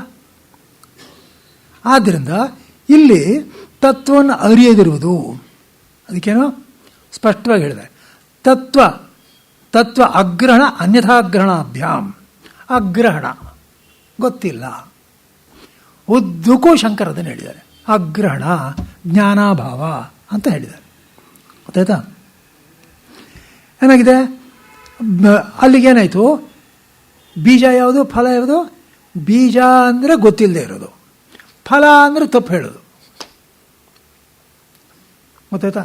ಅಂದರೆ ತಪ್ಪು ಹೇಳೋದನ್ನು, ತಪ್ಪು ತಿಳ್ಕೊಂಡಿರೋದನ್ನು ಮತ್ತು ತಪ್ಪು ತಿಳೋದಕ್ಕೆ ಕಾರಣವನ್ನು ಬೇರೆ ಬೇರೆ ಮಾಡಿದ್ದಾರೆ. ಸ್ಪಷ್ಟವಾಗಿ ಮಾಡಿದಾರಲ್ಲ. ಹೌದಾ? ಇವಾಗ ಏನಪ್ಪ ಅಂದರೆ ವಿಶ್ವ ತೈಜಸ ಇಬ್ಬರು ಇದ್ದಾರಲ್ಲ, ವಿಶ್ವ ತೈಜಸ ಇಬ್ಬರೂ ಅವರಲ್ಲಿ ಏನಿದೆ? ಗೊತ್ತಿಲ್ಲ ಅನ್ನೋದು ಇದೆ, ತಪ್ಪು ತಿಳ್ಕೊಳ್ಳೋದು ಅನ್ನೋದು ಇದೆ. ಸ್ವಲ್ಪ ಎಚ್ಚರಿಕೆ ಅಂದಿರಿ. ವಿಶ್ವ ತೈಜಸ ಅಂದರೆ ಅವರಲ್ಲ, ಎಷ್ಟಿನಲ್ಲಿ ಹೇಳ್ತಾ ಇರೋದು. ಈಗ ಪಾಯಿಂಟ್ ಗೊತ್ತಾಗ್ತಾ ಇದೆಯಾ? ನಾವು ಇಷ್ಟೊತ್ತು ಏನು ಹೇಳಿದ್ದು? ವಿಶ್ವ ತೈಜಸ ಕೂಡ ಮುಂಚೆ ವಿದ್ಯೆ ಇದ್ದವರು, ಅವ್ರು ಬಿಟ್ಬಿಟ್ಟಿದ್ದಾರೆ. ಈಗಿಲ್ಲ ಅವರಿಗೆ ಆ ವಿದ್ಯೆ. ಆದ್ದರಿಂದ ಈಗಲೂ ಅವ್ರಿಗೆ ವಿದ್ಯೆ ಅಂತ ಇಟ್ಕೊಂಡು ಚರ್ಚೆ ಮಾಡಬಾರ್ದು. ಇಲ್ಲಿ ವ್ಯಷ್ಟಿನಲ್ಲಿ ನಮಗಿಲ್ಲ, ನಮಗಿದೆ. ಅರ್ಥ ಆಗ್ತಾ ಇದೆಯಲ್ಲ? ವ್ಯಷ್ಟಿಯನ್ನು ಸಮಷ್ಟಿಯನ್ನು ಹೀಗೆ ಸೇರಿಸೇ ಹೇಳಬೇಕು. ಇಲ್ಲದಿದ್ದರೆ ನಾನು ಅವನಿಗಿಂತ ಬೇರೆ ಅಂತ ಗೊತ್ತಾಗಲ್ಲ, ನಾನು ಅವನಿಗಿಂತ ಬೇರೆ ಅಲ್ಲ ಅಂತ ಗೊತ್ತಾಗಲ್ಲ. ಈ ಪಾಯಿಂಟ್ ಹೇಳಿದ್ದೀನಿ ಮುಂಚೆನೆ ನೋಡಿ. ಈ ಮಂತ್ರದಲ್ಲಿ ಏನು ಹೇಳಿದೆ? ಗೊತ್ತಿಲ್ಲ, ತಪ್ಪಾಗಿ ತಿಳ್ಕೊಂಡಿದ್ದೀನಿ ಅನ್ನೋದು ನಾನು, ಜಾಗೃತ ಸ್ವಪ್ನ ಸುಷುಪ್ತಿ ಅನ್ನೋದು ಅವರು. ಇಬ್ಬರನ್ನು ಒಂದೇ ಮಂತ್ರದಲ್ಲಿ ಬೆರೆಸಿದೆಯೋ ಇಲ್ಲೋ? ಜಾಗೃತ ಸ್ಥಾನ ಬಹಿಷ್ಪ್ರಜ್ಞ ಏಕವಿಂಶತಿಮುಖ ಸಪ್ತಾಂಗ ಸ್ಥೂಲಭುಕ್ ವೈಶ್ವಾನರ ಪ್ರಥಮ ಪಾದ ಅಂತ ಹೇಳಿದೆಯೋ ಇಲ್ಲೋ? ಇಬ್ಬರನ್ನ ಬೆರೆಸಿದೆಯೋ ಇಲ್ಲೋ? ಬೆರೆಸಿ ಏನು ಅರ್ಥ ಮಾಡಬೇಕು? ಯಾಕೆ ಅಂದರೆ ನೋಡಿ, ಅವನು ಬೇರೆ ಅಂತ ನಾನು ತಿಳ್ಕೊಬಾರ್ದು, ನಿಜವಾಗ್ಲೂ ಅವನೇ ನಾನು ಅಂತಲೇ ತಿಳ್ಕೊಬೇಕು. ಅದು ದೊಡ್ಡ ಆಲದ ಮರ, ನಾನು ಅದರಲ್ಲಿರೋ ಒಂದು ಎಲೆ. ಅವನು ಬೇರೆ ಅಂತ ತಿಳ್ಕೊಂಡ್ಬಿಟ್ರೆ ನಂಗೆ ಅಸ್ತಿತ್ವ ಇಲ್ವಲ್ಲ. ಮರ ಇಲ್ಲದಿದ್ರೆ ಎಲೆಗೆ ಅಸ್ತಿತ್ವ ಇದೆಯೇನಪ್ಪ? ಬೇರೆ ಅಂತ ತಿಳ್ಕೊಬಾರ್ದು. ಇರೋವಾಗಲೇ ನಾನು ಎಲೆಯಾಗಿದ್ದುಕೊಂಡೇ ತಿಳ್ಕೋಬೇಕು. ನಾನು ಎಲೆ, ನನ್ನ ಸ್ವರೂಪ ಏನು? ಇಲ್ಲ ಆಹಾರ ಎಲ್ಲ ಒಳಗಡೆ ಹೇಗೆ ಬರ್ತಾ ಇದೆ? ಅದರಿಂದ ತಾನೇ ಬರ್ತಾ ಇದೆ. ಆದ್ದರಿಂದ ನಾನು ಮರಕ್ಕಿಂತ ಬೇರೆ ಅಲ್ಲ ಅಂತ ತಿಳ್ಕೋಬೇಕು. ನನ್ನ ಪಾಯಿಂಟ್ ಗೊತ್ತಾಯ್ತಾ ಎಲ್ರಿಗೂ? ಆದ್ದರಿಂದ ಮರ ಎಲೆಯನ್ನು ಬೆರಿಕೆ ಮಾಡೇ ಮಂತ್ರ ಹೇಳುತ್ತೆ. ಗೊತ್ತಾಯ್ತಾ? ಇಲ್ಲೇನಾಗಿದೆ ಅಲ್ಲಿಗೆ? ಇಲ್ಲಿ ವಿಶ್ವ ತೈಜಸ ಇಬ್ಬರಲ್ಲಿ ಎರಡೂ ಇದೆ. ಏನೇನಿದೆ? ಅಗ್ರಹಣವೂ ಇದೆ, ಅವಿದ್ಯೆಯೂ ಇದೆ, ಅನ್ಯಥಾಗ್ರಹಣವೂ ಇದೆ, ಅಧ್ಯಾಸವೂ ಇದೆ. ಸಿಕ್ಕಿಬಿದ್ದರು. ಆದರೆ ಪ್ರಾಜ್ಞನು ಬರೀ ಬೀಜರೂಪವೊಂದರಿಂದಲೇ ಕಟ್ಟುಬಡಿದಿರುತ್ತಾನೆ. ಏಕೆಂದರೆ ತತ್ವ ಅರಿಯದಿರುವುದೆಂಬ ಬೀಜ ಒಂದೇ ಪ್ರಾಜ್ಞನಿಗೆ. ಅಲ್ಲಿ ಸುಷುಪ್ತಿಯಲ್ಲೇನಿದೆ? ನಂಗೆ ಗೊತ್ತಿಲ್ಲ ಅನ್ನೋದೊಂದೇ ಇದೆ, ಇನ್ನೆಲ್ಲ ಆಗ್ಬಿಟ್ಟಿದೆ, ಅಧ್ಯಾಸ ಇಲ್ಲ ಅಲ್ಲಿ.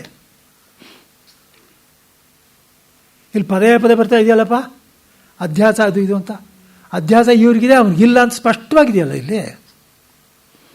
ಆದ್ದರಿಂದ ಎಲ್ಲಿ ಹೇಳಿರೋದು ಅಂದರೆ ಭಾವರೂಪ ಅಂತ ಇಟ್ಕೊಂಡು ಅವ್ರನ್ನ ಉದ್ದೇಶ ಮಾಡ್ಕೊಂಡು ಹೇಳಿರೋ ಮಾತಿದು. ಅಗ್ರಹಣ ಅನ್ನೋರ್ನ ಒಪ್ಕೊಂಡಿರೋ ಹೇಳಿರೋ ಎಲ್ಲ ಮಾತು ಸರಿಯಾಗೇ ಇದೆ. ಗೊತ್ತಾಯ್ತಲ್ವೇ? ಇಲ್ಲಿ ನೋಡಿ, ತತ್ವವನ್ನು ಅರಿಯನೆಂಬುದನ್ನು ಬಿಟ್ಟರೆ ಪ್ರಾಜ್ಞನಿಗೂ ತಿರಿಯನಿಗೂ ಮತ್ತೇನು ಭೇದವಿಲ್ಲ. ತತ್ವವನ್ನು ಅರಿಯದಿರುವುದೇ ಮತ್ತೊಂದು ಕಾರಣವಿದ್ದಿಂದ ಇರುವಂಥ ಪ್ರಕ್ರಿಯೆ ಹೇಳೋದು ಭಾಷೆಯಲ್ಲಿ ಇಲ್ಲ. ಅರಿಯದೇ ಇರೋದು ಅನ್ನೋದಿದೆ, ಬೇರೆ ಇನ್ನೊಂದಿಲ್ಲ, ಸ್ಪಷ್ಟವಾಗಿ ಬರೆದಾರೆ. ಗೊತ್ತಾಯ್ತಲ್ಲ? ಅಲ್ಲಿಗೇನಾಯಿತು? ಅಲ್ಲಿಗೆ ಬೀಜ ಫಲ ಎರಡೂ ಸೇರಿಕೊಂಡಿದೆ ಅವರಲ್ಲಿ. ಇಲ್ಲಿ ಬೀಜ ಮಾತ್ರ ಇದೆ. ಗೊತ್ತಾಯ್ತಲ್ಲ?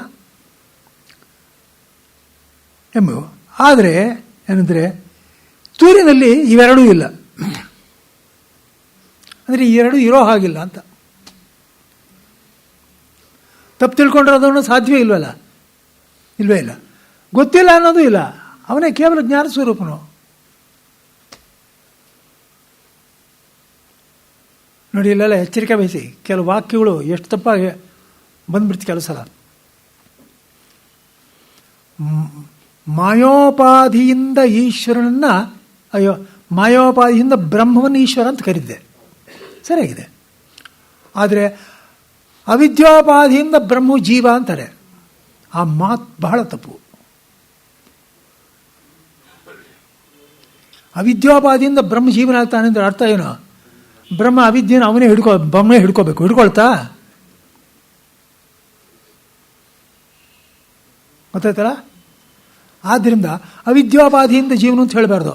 ಅವಿದ್ಯೋಪಾದಿಯಿಂದ ಇರೋ ಅವಿದ್ಯೋಪಾದಿಯಿಂದ ಬ್ರಹ್ಮ ಅಂತ ಹೇಳಬಾರ್ದು. ಅವಿದ್ಯೋಪಾದಿಯಿಂದ ಇರೋ ಜೀವನು. ಅವಿದ್ಯೆ ಬಿಟ್ಟರೆ ಅವನು ಬ್ರಹ್ಮ. ಗೊತ್ತಾಯ್ತಲ್ಲ? ಅದಕ್ಕೆ ನೋಡಿ, ಕಥಂ ಪುನಃ ತುರಿಯ ಅನುಭವ ಆದಾಗ ದಗ್ಧ ಬೀಜವತ್ ಆಗ್ತಾರೆ ಅಂತ ಹೇಳ್ತಾರಲ್ಲ ಸಂಸ್ಕಾರಗಳು. ಹೌದು, ಏನ್ ಅರ್ಥ ಮಾಡ್ತಾರೆ? ಅದು ಅದೆಷ್ಟು ಅಂದರೆ ಅಲ್ಲಿ ಹೇಳೋದು ಕರ್ಮಕ್ಕೆ ಹೇಳೋದು. ಕರ್ಮ ವಿಚಾರದಲ್ಲಿ ಏನಂದರೆ ಅವನಿಗೆ ಸಂಚಿತ ಪ್ರಾರಬ್ಧ ಇಲ್ಲ ಅನುಭವಿಸ್ತಾನೆ. ಸಂಚಿತ ಆಗಾಮಿ ಕರ್ಮಗಳೇನಿದೆಯೋ ಅದೆಲ್ಲ ಸುಟ್ಟು ಹೋಗುತ್ತೆ, ಇರೋದೇ ಇಲ್ಲ. ಹಾಂ, ಸಂಚಿತ ಇವಾಗ ಆಗಾಮಿ ಮಾಡು ಜ್ಞಾನ ಬರೋಕ್ಕೆ ಮುಂಚೆ ಮಾಡಿದ್ದೆಲ್ಲ ಇತ್ತಲ್ಲ ಕರ್ಮ, ಅದು ಇದೆ. ಸಂಚಿತನೂ ಇದೆ. ಸಂಚಿತ ಆಗಾಮಿಗಳೆಲ್ಲ ಪೂರ್ಣವಾಗಿ ಭಸ್ಮಾಗಿ ಹೋಗುತ್ತೆ ಜ್ಞಾನದಿಂದ. ಅದಕ್ಕೆ ಹೇಳಿರು.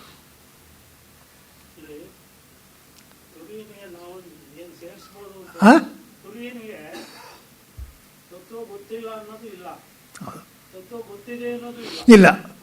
ಹೌದು, ಅದು ನಿಜವೇ. ತತ್ವ ಗೊತ್ತಿದೆ ಅಂತ ಅರ್ಥವೇನಿಲ್ಲ, ಮುಂಚೆ ಗೊತ್ತಿರಲಿಲ್ಲ ಅಂತ ಆಗೋಗುತ್ತೆ. ಗೊತ್ತಾಯ್ತಾ? ಸುಷುಪ್ತಿನಲ್ಲಿ ಅಗ್ರಹಣ ಇದೆ ಅಂತ ಹೇಳಿದ್ರು ಅದು ಸುಷುಪ್ತಿಯ ಪರಾಮರ್ಶೆ ಜಾಗೃತನಲ್ಲೇ ನಡೆಯೋದು. ಎಲ್ಲ ಪರಾಮರ್ಶೆಯು ಜಾಗೃತನಲ್ಲೇ ನಡೆಯೋದು. ಜಾಗೃತನಲ್ಲಿ ಇವನು ಬಹಿಷ್ಪ್ರಜ್ಞ, ಅವನಿಗಿರೋ ಅಗ್ರಹಣವನ್ನ ಅವನು ಅಲ್ಲೇ ಸುಷುಪ್ತಿ.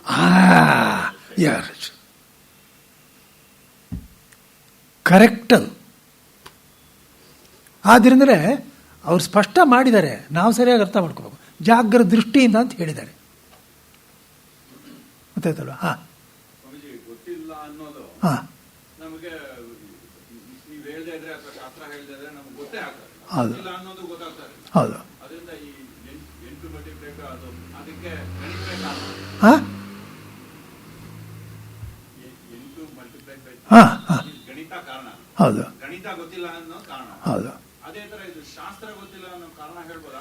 ಶಾಸ್ತ್ರ ಗೊತ್ತಿಲ್ಲ ಅಂತಲ್ಲ, ನಂಗೆ ಯಾರು ಅಂತ ಗೊತ್ತಿಲ್ಲ. ನಂಗೆ ಯಾರು ಅಂತ ಗೊತ್ತಿಲ್ಲ ಅಂತಲೂ ನಂಗೆ ಗೊತ್ತು. ಇವಾಗ ಶಾಸ್ತ್ರ ಅಂದರೆ ಉಪನಿಷತ್ತು ಏನು ಮಾಡಲಿಲ್ಲ, ಇದನ್ನು ಮಾಡಿರೋದು ಶಂಕರರು. ನೀವು ಸರಿಯಾಗಿ ನೋಡಿ, ಅಧ್ಯಾಸ ಭಾಷ್ಯದಲ್ಲಿ ಏನು ತೋರಿಸ್ಕೊಟ್ಟಿದ್ದಾರೆ ಅಂದರೆ, ನೋಡಪ್ಪ ನೀನು ಅಧ್ಯಾಸ ಮಾಡ್ಕೋತಾ ಇದೆಯಲ್ಲ, ಅದಕ್ಕೆ ಕಾರಣ ಏನು ಅಂದರೆ ನೀನು ಯಾರು ನಿಂಗೆ ಗೊತ್ತಿಲ್ಲ ಅನ್ನೋದನ್ನು ತೋರಿಸಿದ್ದಾರೆ.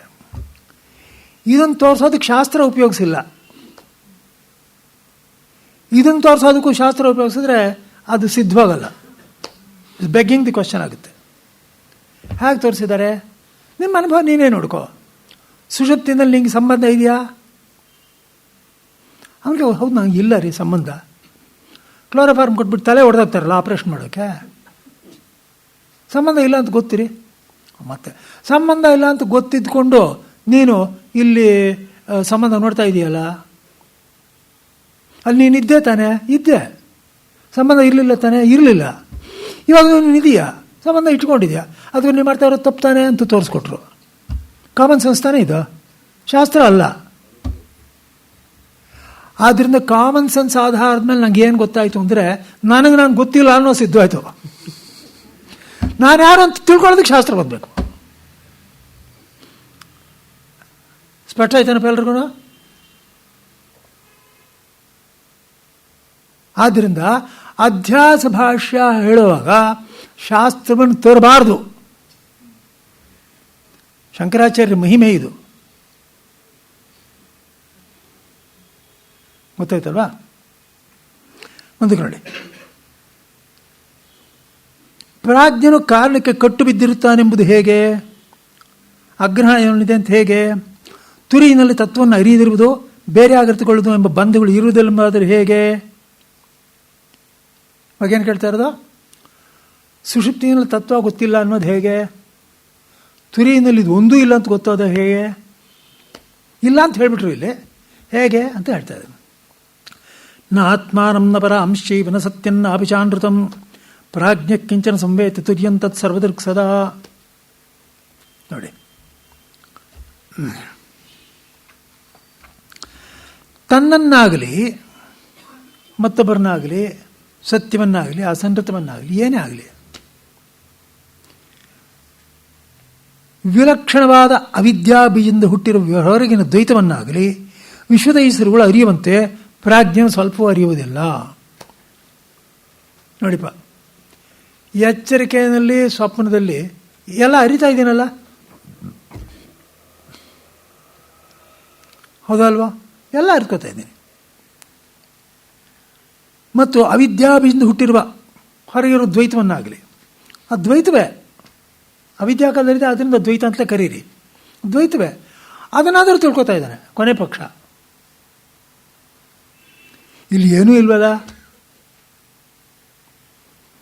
ಆದ್ದರಿಂದಲೇ ಅವನು ತತ್ವವನ್ನು ಅರಿಯದೇ ಇರೋದೆಂಬ ಅನ್ಯಥಾಗ್ರಹಣಕ್ಕೆ ಬೀಜವಾಗಿರುವ ತಪಸ್ಸಿನಿಂದ ಕಟ್ಟು ಹೊಡೆದಿರುತ್ತಾನೆ. ಅಲ್ಲಿಗೇನೆಂದರೆ, ಇಲ್ಲಿ ಪ್ರಾಜ್ಞನಲ್ಲಿ ಏನಾಗಿದೆ, ಈ ಥರ ಅರಿವು ಒಂದೂ ಇಲ್ಲ. ಅವನು ಹೇಳ್ತಾನಲ್ಲ, ನ ಕಿಂಚಿದವೇ ದಿಶಂ, ಒಂದೂ ಗೊತ್ತಾಗಲಿಲ್ಲ ಅಂತ ಹೇಳ್ತಾ ಇದ್ದಾನೆ. ಒಂದೂ ಗೊತ್ತಾಗಲಿಲ್ಲ ಅಂದಮೇಲೆ ಇವಾಗ ನಾವು ಕೇಳಿದ್ರೆ ನೀನಿರೋದು, ಅದೇನಪ್ಪ ನಿಜವಾಗ್ಲೂ ಹೇಳಿದ್ರೆ ನಾನು ಇರೋದು ಕೂಡ ನಂಗೆ ಗೊತ್ತಾಗಲಿಲ್ಲ ಅಂತಾರ ಇಲ್ಲಪ್ಪ. ಅಲ್ಲಿ ಏನಾಯಿತು ಅಂದರೆ ಆಮೇಲೆ ಹಠ ಮಾಡಲ್ಲ ಅದರ, ನಾನು ಇರಲಿಲ್ಲ ಅಂತಲ್ಲ, ನಾನು ಇದ್ದದ್ದು ಕೂಡ ನಂಗೆ ಗೊತ್ತಾಗಲಿಲ್ಲ ಅಂತಾರೆ. ಅಲ್ಲಿ ಏನಾಯ್ತು ಗೊತ್ತಾ, ನಾನಿದ್ದೀನಿ ಅನ್ನೋದನ್ನು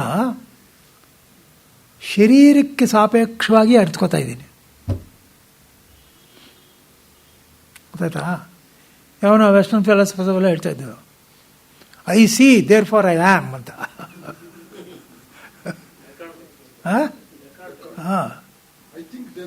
ಹಾಂ, ಗೊತ್ತಾಯ್ತಾ? ಅದು ನಾನು ನೋಡ್ತಾ ಇದ್ದೀನಿ, ಅದಕ್ಕೋಸ್ಕರ ನಾನು ಇದ್ದೀನಿ. ಅಲ್ಲ, ನೀ ಇದೆಯಾ ಅದಕ್ಕೋಸ್ಕರ ನೋಡ್ತಾ ಇದ್ದೀಯ, ಗೊತ್ತಾಯ್ತಲ್ವ? ಅಂದ್ರೇನು, ಶರೀರಕ್ಕೆ ಸಾಪೇಕ್ಷವಾಗಿ ನನ್ನನ್ನು ನಾನು ಗುರುತಿಸ್ಕೊಂಡು ಹೇಳ್ತಾ ಇದ್ದೀನಿ, ನನ್ನ ಅಸ್ತಿತ್ವವನ್ನು ಕೂಡ. ಆದ್ದರಿಂದ ಅಲ್ಲಿ ಪ್ರಾಜ್ಞನಿಗೆ ಒಂದೂ ಗೊತ್ತಿಲ್ಲ, ತಾನ್ಯಾರು ಅಂತಲೂ ಗೊತ್ತಿಲ್ಲ ಅನ್ನೋ ಸ್ಪಷ್ಟವಾಗಿಬಿಡ್ತು. ಅವನೇ ಹೇಳ್ತಾ ಇದ್ದಾನೆ, ಅಂತಃಕರಣನೇ ಇಲ್ಲ, ಗೊತ್ತಾಯ್ತಲ್ಲ? ಆದ್ರೆ ಅಂತಃಕರಣ ಇಲ್ಲ ಅನ್ನೋದು ಗೊತ್ತು ಅವನಿಗೆ. ಇನ್ನೊಂದು ತಿಳ್ಕೊಳ್ಳೋದಕ್ಕೆ ಅಂತಃಕರಣ ಬೇಕು, ಗೊತ್ತೇ ಇದೆ, ಎಲ್ರಿಗೂ ಗೊತ್ತಿದೆ. ಆದರೆ ತಾನ್ಯಾರು ಅಂತಲೂ ಗೊತ್ತಿಲ್ವಲ್ಲ. ಅಲ್ಲಿ ಏನಾಯಿತು ಅಂದರೆ, ಅವನು ಸುಷುಪ್ತಿನಲ್ಲಿ ಆದೂ ತಿಳ್ಕೊಳ್ತಾ ಇಲ್ಲ, ತನ್ನನ್ನು ತಿಳ್ಕೊಳ್ತಾ ಇಲ್ಲ ಅಂತ ಅಲ್ಲಿರೋದು ಪಾಯಿಂಟ್ ಅದು. ವಿಶ್ವ ತೇಜಸ್ಸರಲ್ಲಿ ಕೊನೆ ಪಕ್ಷ ಹೊರಗಡೆ ಆದರೂ ತಿಳ್ಕೊಳ್ತಾ ಇದ್ದಾರೆ, ಇವನು ಅದೂ ಇಲ್ಲ. ಓ, ವ್ಯಷ್ಟಿಯಲ್ಲಿ ನೋಡಿದ್ರೆ ಜಾಗರ ಸ್ವಪ್ನಗಳಲ್ಲಿ ತಾನ್ಯಾರು ಅಂತಲೂ ಗೊತ್ತಿಲ್ಲ, ಅದು ಗೊತ್ತಿಲ್ಲ, ಎರಡೂ ಇದೆ. ಆಗ ಆ ಪಾಯಿಂಟ್ ಹೇಳಾಗೋಯ್ತು. ಇಲ್ಲಿ ತೋರಿಸ್ತಾ ಇರೋದೇನು ಅಂದರೆ, ಸುಷುಪ್ತಿನಲ್ಲಿ ಅಗ್ರಹಣ ಇದೆ ಅಂತ ಹೇಗೆ ಅಂದರೆ ಏನೋ ತಿಳ್ಕೊಳ್ತಾ ಇಲ್ಲ, ಗೊತ್ತಾಯ್ತಾ?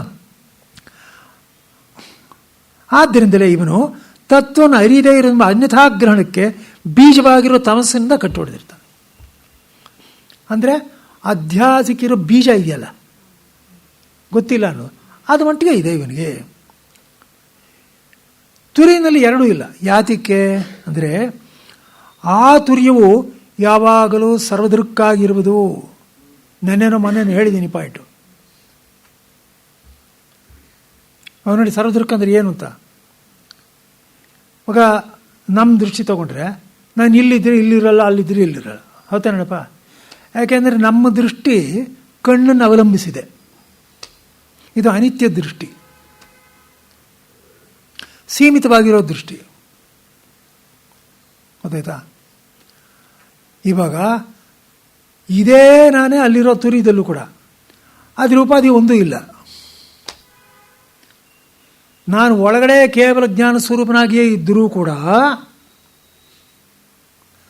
ಈ ಉಪಾಧಿಗಳಿಂದಲೇ ನಾನು ಸೀಮಿತವಾಗಿರೋದ್ರಿಂದ, ನನ್ನ ಅಜ್ಞಾನದಿಂದ ನಾನು ಇಲ್ಲಿ ನೋಡ್ತೀನಿ ಅಷ್ಟೇ. ಇಲ್ಲಿ ನೋಡೋನು ಅಲ್ಲಿ ಎಲ್ಲಿ ಕಾಣಿಸುತ್ತೆ, ನಂಗೆ ಹಿಂದೆ ಇರೋದು ಹೆಂಗೆ ಗೊತ್ತಾಗುತ್ತೆ? ಅತ್ತಾನೆ. ಆದರೆ ಅಲ್ಲಿ ಉಪಾಧಿಗಳೊಂದು ಇಲ್ಲವೇ ಇಲ್ಲ, ಎಲ್ಲ ಕಡೆನೂ ಜ್ಞಾನವೇ. ಆದ್ದರಿಂದ ಸೂರ್ಯನ ಬೆಳಕು ಎಲ್ಲ ದಿಕ್ಕುಗಳಲ್ಲೂ ಹೋದ ಹಾಗೆ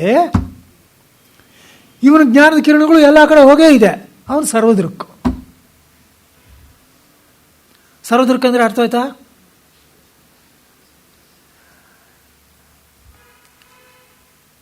ಆದ್ದರಿಂದ ತುರಿಯಕ್ಕಿಂತ ಇರುವುದಿಲ್ಲ. ಯಾವಾಗಲೂ ಎಂದೆಂದಿಗೂ ಅದು ಸರ್ವವೂ ದೃಕ್ಕು ಆಗಿರುತ್ತದೆ. ಅದರೇನು ದೃಕ್ ಅಂದರೆ ನೋಡೋನು, ಸರ್ವದೃಕ್ಕು ಆಗಿರುತ್ತದೆ. ಆದ್ದರಿಂದ ತತ್ವವನ್ನು ಅರಿಯದೇ ಇರೆಂಬ ಬೀಜವಾದಿರಲಿಲ್ಲ.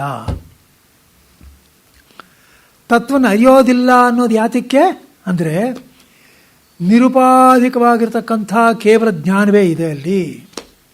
ಅದು ಕೇವಲ ಸೂರ್ಯನಂತೆ ಎಲ್ಲ ಕಡೆ ಪ್ರಕಾಶವನ್ನು ಬೀರ್ತಾ ಇದೆ. ಆದ್ದರಿಂದ ಅದು ದೃಕ್ಕು ಆಗಿದೆ. ಎಲ್ಲ ಅದನ್ನು ನೋಡ್ತಾ ಇರ್ತೈತೆ ತಾನೆ. ನೋಡಿ, ಗಮನಿಸಿ, ನಾವು ಮನಸ್ಸನ್ನು ನೋಡ್ತೀವಿ ಬುದ್ಧಿಯಿಂದ ನೋಡ್ತೀವಿ ಚಿತ್ತವನ್ನು ನೋಡ್ತೀವಿ ಅಹಂಕಾರವನ್ನು ನಾವು ನೋಡ್ತಾ ಇದ್ದೀವೋ ಇಲ್ಲೋ? ಸಾಧಾರಣವಾಗಿ ಆಗುತ್ತೆ ಅಲ್ಲಪ್ಪ, ಚಿಕ್ಕ ವಯಸ್ಸಿನಲ್ಲಿ ತುಂಬ ಅಹಂಕಾರ ಆಯ್ತು ನನಗೆ, ಯೌವನದಲ್ಲಿ, ಇವಾಗ ಬಿಟ್ಟೋಯ್ತು ಅಂತ ಹೇಳ್ತಾರಲ್ಲಪ್ಪ. ಅಲ್ಲಿಗೆ ಅಹಂಕಾರವನ್ನು ನೋಡ್ತಾ ಇದ್ದಾನೆ ಅಂತ ಆಯ್ತೋ ಇಲ್ಲೋ? ಈ ಅಹಂಕಾರವನ್ನು ನೋಡ್ತಾ ಇರೋರು ಯಾರು? ನನಗೆ ಅದಕ್ಕೆ ದೊರಕ್ತಾನೆ. ಆದರೂ ಕೂಡ ನಾನು ನನ್ನ ಶರೀರಕ್ಕೆ ನನ್ನ ಸೀಮಿತ ಮಾಡಿಕೊಂಡಿರೋದ್ರಿಂದ ನಾನು ನನ್ನ ಅಹಂಕಾರವನ್ನು ನಾನು ನೋಡ್ಕೋಬೋದು, ಇನ್ನೊಬ್ಬರ ಅಹಂಕಾರವನ್ನು ನಾನು ನೋಡೋಕ್ಕಾಗಲ್ಲ, ಇನ್ನೊಬ್ಬರ ಮನಸ್ಸನ್ನು ನಾನು ನೋಡೋಕ್ಕಾಗಲ್ಲ. ಅರ್ಥ ಆಗ್ತಾ ಇದೆಯಾ? ಅವನು ಹಾಗಿಲ್ಲ, ಅದನ್ನು ಎಲ್ಲವನ್ನೂ ನೋಡ್ತಾನೆ. ಅದರಲ್ಲಿ ಈ ತತ್ವ ಅಗ್ರಹಣದಿಂದ ಹುಟ್ಟಿದ ಅನ್ಯಥಾಗ್ರಹಣವೂ ಆದ್ದರಿಂದಲೇ ಇರುವುದಿಲ್ಲ. ಅಗ್ರಹಣ ಇಲ್ಲ, ಆದ್ದರಿಂದ ಅನ್ಯಥಾಗ್ರಹಣವೂ ಇಲ್ಲ. ಯಾವಾಗಲೂ ಬೆಳಕಿನ ಸ್ವರೂಪವೇ ಆಗಿರುವ ಸೂರ್ಯನಲ್ಲಿ ಆ ಬೆಳಕಿಗೆ ವಿರುದ್ಧವಾದ ಬೆಳಗದಿರುವಿಕೆ ಇರೋದಿಲ್ಲ. ತಪ್ಪಾಗಿ ತಿಳಿದು ಇಲ್ಲ. ದೃಷ್ಟರ್ ವಿಪರ್ಲೋಪ ವಿದ್ಯತೆ. ದ್ರಷ್ಟು ಅಲ್ಲ, ಅವನ ದೃಕ್ಕಿದಾನಲ್ಲ, ಅವನ ದೃಷ್ಟಿಗೆ ಲೋಪವೇ ಇಲ್ಲ. ಆಯಿತಾ? ಶಾಸ್ತ್ರ ಅದೇ ಹೇಳಿ. ಅಥವಾ ಜಾಗ್ರತ್ ಸ್ವಪ್ನಗಳಲ್ಲಿ ಎಲ್ಲ ಪ್ರಾಣಿಗಳಲ್ಲಿಯೂ ಇದ್ದುಕೊಂಡು ಎಲ್ಲ ವಸ್ತುಗಳನ್ನು ನೋಡುವಂತೆ ತೋರುತ್ತಿರುವ ತುರಿಯನೇ. ಆದ್ದರಿಂದ ಯಾವಾಗಲೂ ಸರ್ವದೃಕ್. ನೋಡಿ, ಇವಾಗ ಮುಂಚೆ ಹೇಳಿದ್ದೇನೆಂದರೆ ಅವನ ಸ್ವರೂಪನ್ನೇ ಇಟ್ಕೊಂಡು ಹೇಳಿದ್ರು, ಎಲ್ಲ ಕಡೆಯೂ ಇದಂತೆ. ಈಗ ಎಲ್ಲೆಲ್ಲಿ ತಿಳ್ಕೊಳ್ಳೋದು ಅನ್ನೋ ವ್ಯವಹಾರ ಇದೆಯೋ ಅಲ್ಲೂ ಇದೆ, ಇಲ್ಲೂ ಇದೆ, ಇಲ್ಲಿದೆ, ಎಲ್ಲ ಕಡೆ ಇದೆ. ಎಲ್ಲ ಕಡೆನೂ ಮೂಲತಃ ನೋಡಿದ್ರೆ ಅದೇ ತಾನು ತಿಳ್ಕೊತಾ ಇರೋದು. ಅಲ್ಲಿರೋ ನಾನು ಇಲ್ಲಿರೋ ನಾನು ವ್ಯತ್ಯಾಸವಿಲ್ವಲ್ಲ? ಗೊತ್ತಾಗ್ತಾ ಇದೆಯಲ್ಲ? ಆದ್ದರಿಂದ ಸರ್ವದೃಕ್ಕು ಅಂತ ಹೀಗೂ ಹೇಳ್ಬೋದು. ಅಂದರೆ ಉಪಾಧಿ ದೃಷ್ಟಿಯಿಂದ ನೋಡಿದ್ರೂ ಸರ್ವದೃಕ್ಕೆ, ನಿರುಪಾಧಿಕವಾಗಿ ನೋಡಿದ್ರೂ ಸರ್ವದೃಕ್ಕೆ. ಆದರೆ ನಿರುಪಾಧಿಕವಾಗಿ ನೋಡಿದಾಗ ವಿಶೇಷ ಜ್ಞಾನವಿಲ್ಲ. ವಿಶೇಷ ಜ್ಞಾನ ಬೇಕಾಗಿದ್ದರೆ ಉಪಾಧಿ ಮುಖಾಂತರ ನೋಡಬೇಕು.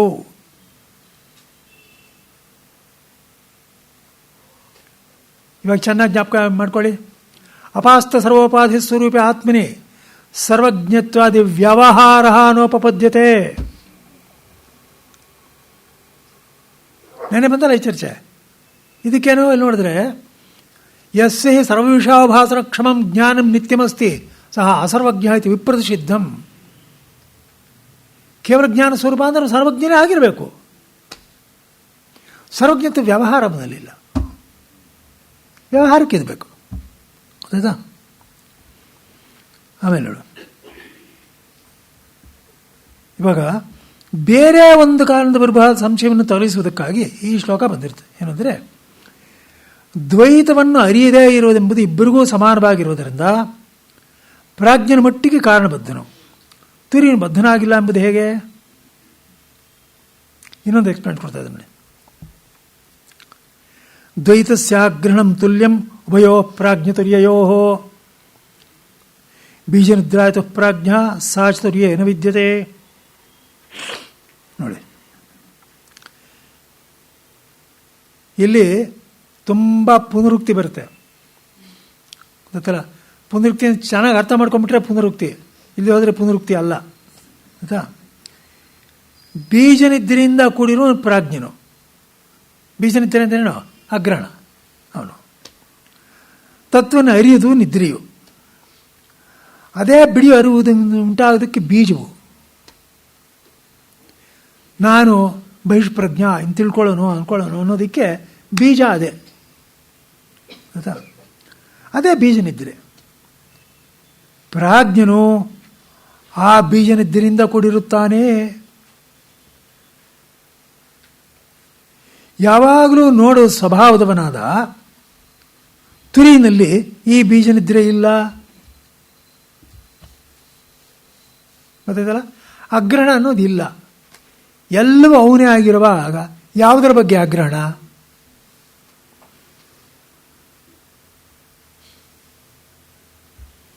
ನಾನು ಸ್ವಲ್ಪ ಡೈಗ್ರೆಸ್ ಮಾಡಿ ಹೇಳ್ತೀನಿ ನೋಡಿ.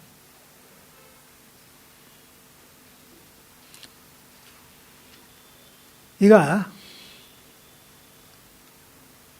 ಕೆಲಸ ನಮ್ಮ ಸಂಶಯಗಳು ಬರುತ್ತೆ ಅಲ್ಲೇನಪ್ಪ. ಆ ಸಂಶಯ ಪರಿಹಾರವನ್ನು ಮಾಡ್ಕೊಳ್ಳೋದಕ್ಕೋಸ್ಕರ ನನ್ನಲ್ಲೇ ನಾನು ತುಂಬ ವಿಚಾರ ಮಾಡ್ತೀನಿ. ಏನೋ ಕೇಳಿರ್ತೀನಿ, ಅದನ್ನು ವಿಚಾರ ಮಾಡ್ತೀನಿ. ವಿಚಾರ ಮಾಡಿ ಕೊನೆಗೆ ಸಂಶಯ ಪರಿಹಾರ ಆಯಿತು ಅಂತೀನಿ. ಸಂದರ್ಭ ಗೊತ್ತಾಗ್ತಾ ಇದೆಯಾ? ನಾನೇನೋ ವಿಚಾರ ಕೇಳಿದ್ದೀನಿ, ಮಾಡಿದ್ದೀನಿ, ಎಲ್ಲ ಇರಲಿ, ನನಗೊಂದು ಸಂಶಯ ಬಂತು, ನಾನೇ ವಿಚಾರ ಮಾಡಿ ತಿಳ್ಕೊಂಡೆ. ಇವಾಗ ನೀವು ಹೇಳಿ, ಸಂಶಯ ಇರೋನೇನೆ ಸಂಶಯಕ್ಕೆ ಪರಿಹಾರನೂ ಕಂಡುಕೊಳ್ತಾನ? ನಾನು ಹೇಳಿದ ಪಾಯಿಂಟ್ ಗೊತ್ತಾಯ್ತಾ ನಿಮಗೆ?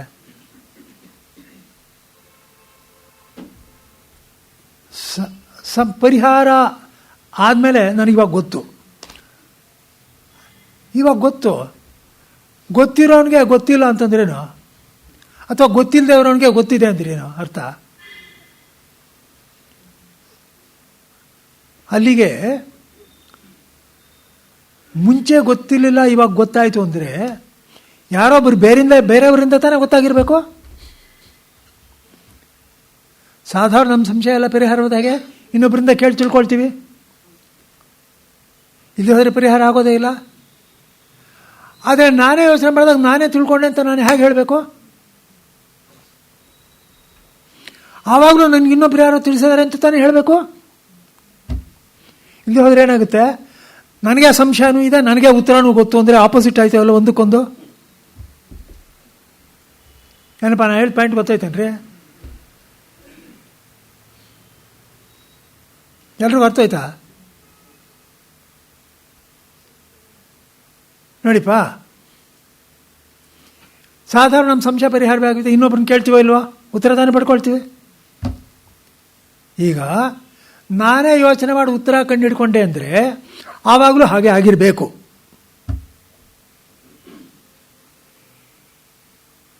ಇಲ್ಲದೆ ಹೋದ್ರೇನು ಅಂದರೆ ನಾನೇ ನನಗೆ ಸಂಶಯನೂ ಇದೆ, ನನಗೆ ಉತ್ತರನೂ ಗೊತ್ತು ಅಂದರೆ ಅರ್ಥ ಏನು? ಅರ್ಥ ಇಲ್ಲ. ಉತ್ತರ ಗೊತ್ತಿರೋನು ಸಂಶಯ ಬರಲ್ಲ, ಸಂಶಯ ಗೊತ್ತಿರೋನು ಉತ್ತರ ಇಲ್ಲ. ಆಪೋಸಿಟ್ ಎರಡು.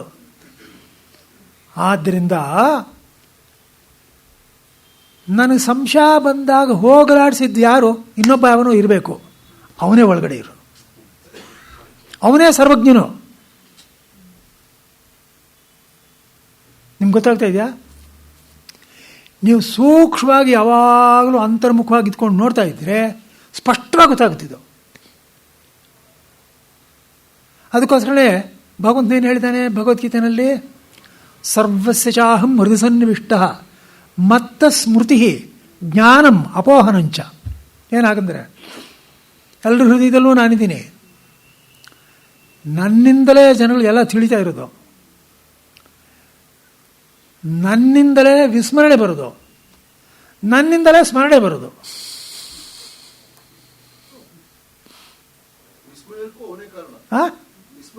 ವಿಸ್ಮರಣೆ ಅವನೇ ಕಾರಣ. ಏನ್ರಿ ಇದು ಹೇಗೆ ಅಂತ ಏನೂ ಗೊತ್ತಾಗಲ್ಲ. ಒಂದು ಸ್ವಲ್ಪ ಸರಿಯಾಗಿಲ್ವಲ್ಲ? ವಿಸ್ಮರಣೆಗೂ ಅವನೇ ಅತಿ ಕಾರಣವಾಗಬೇಕು.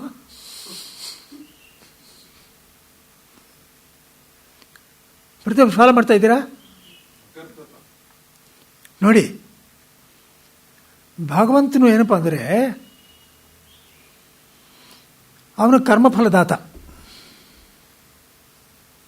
ನಾ ಏನು ಕರ್ಮ ಮಾಡಿದರೆ ಅದಕ್ಕೆ ಫಲ ಕೊಡೋನು ಅಷ್ಟೇ ಅವನು.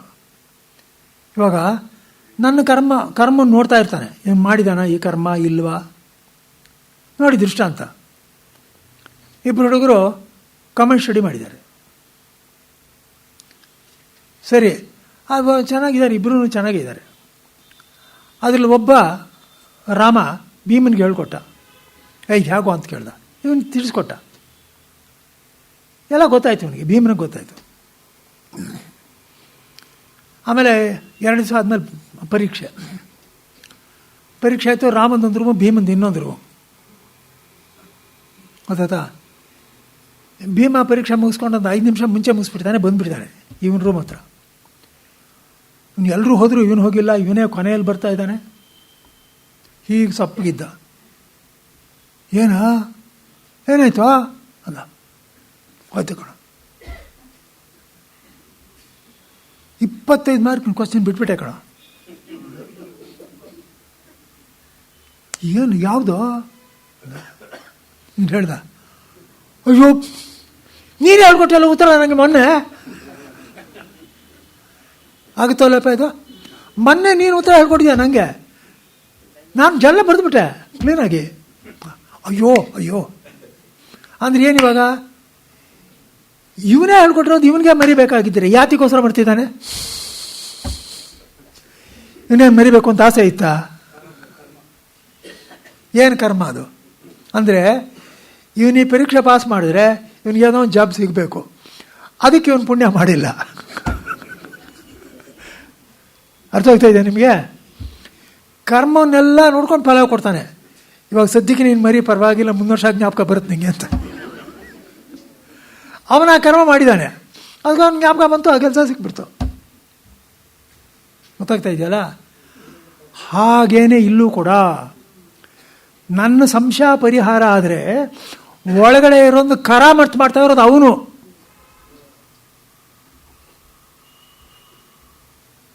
ಇದನ್ನು ಸ್ಪಷ್ಟವಾಗಿ ತಿಳ್ಕೊಂಡ್ರೆ ನಮ್ಮ ಅಹಂಕಾರಗಳೆಲ್ಲ ಅಡಗುತ್ತೆ, ನಾನೇನೋ ತುಂಬ ದೊಡ್ಡವನು ಅನ್ನೋದು ಹೋಗುತ್ತೆ. ಗೊತ್ತಾಯ್ತಲ್ಲ? ಎಲ್ಲ ಅವನ ಅನುಗ್ರಹದಿಂದ ಆಗ್ತಾ ಇದೆ. ಎಲ್ಲ ಶಾಸ್ತ್ರ ಅರ್ಥವಾಗದೇ ಇರೋದು ಅನುಗ್ರಹಕ್ಕೆ ನೀವು ಕರ್ಮ ಮಾಡಿಲ್ಲ. ಶಾಸ್ತ್ರ ಅರ್ಥವಾಗೋದಕ್ಕೆ ನೀವೇನೂ ಮಾಡಿಲ್ಲ.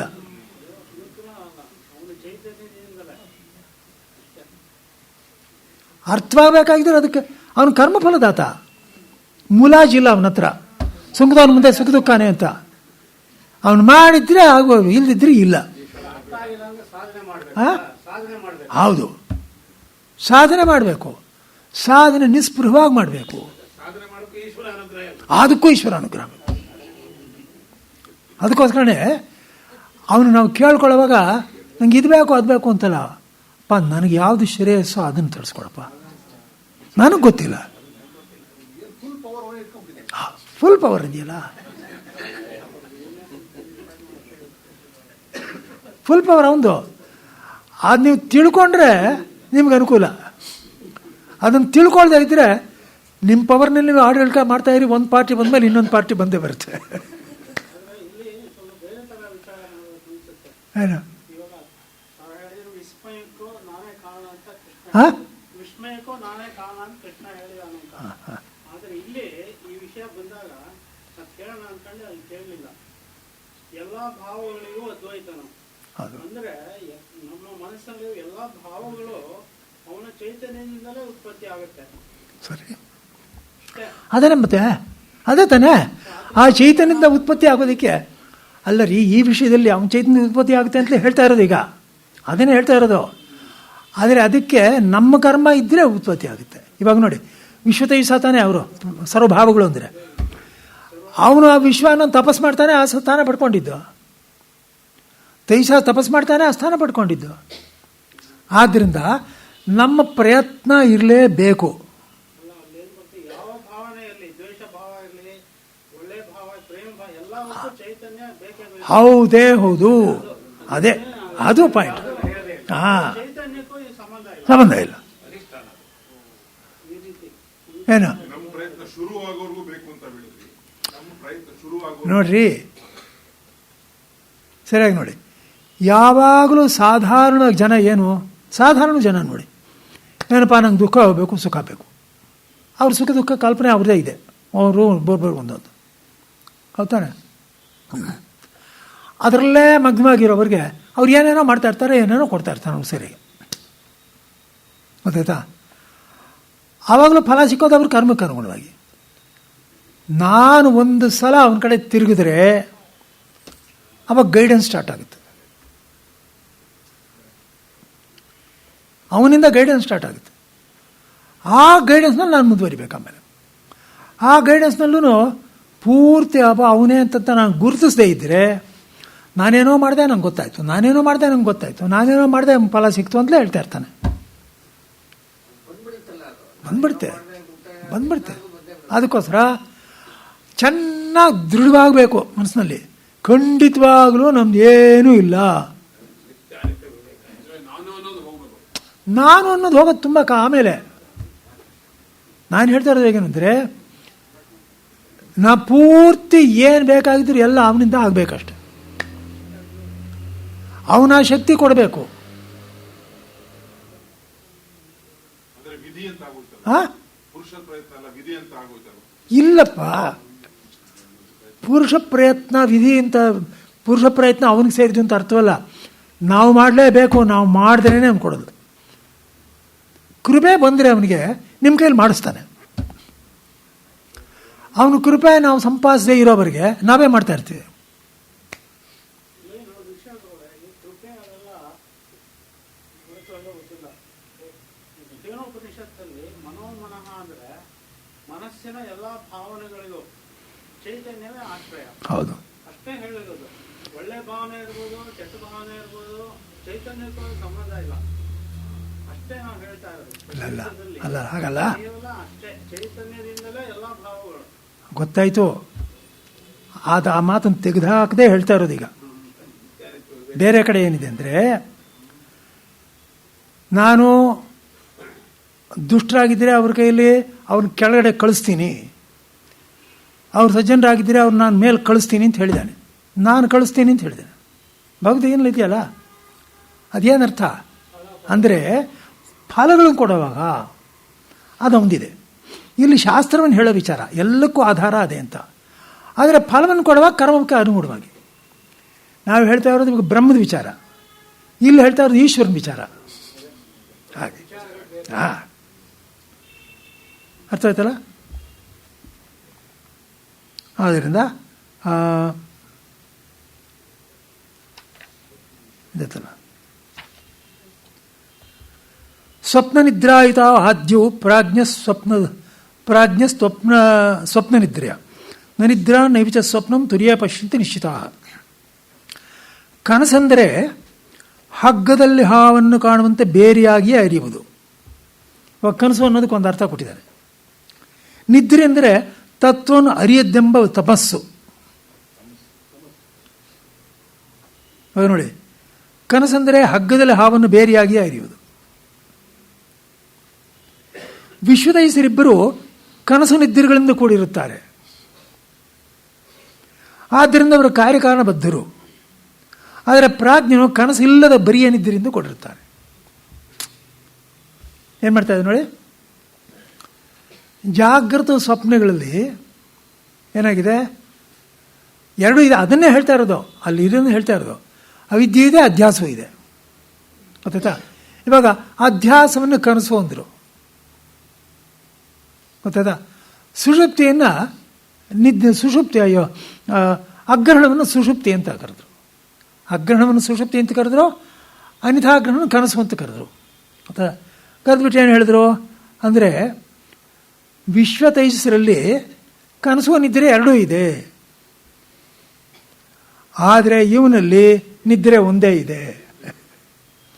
ಅದನ್ನೇ ಹೇಳಿರೋದು, ಏನು ವ್ಯತ್ಯಾಸ ಇಲ್ಲ.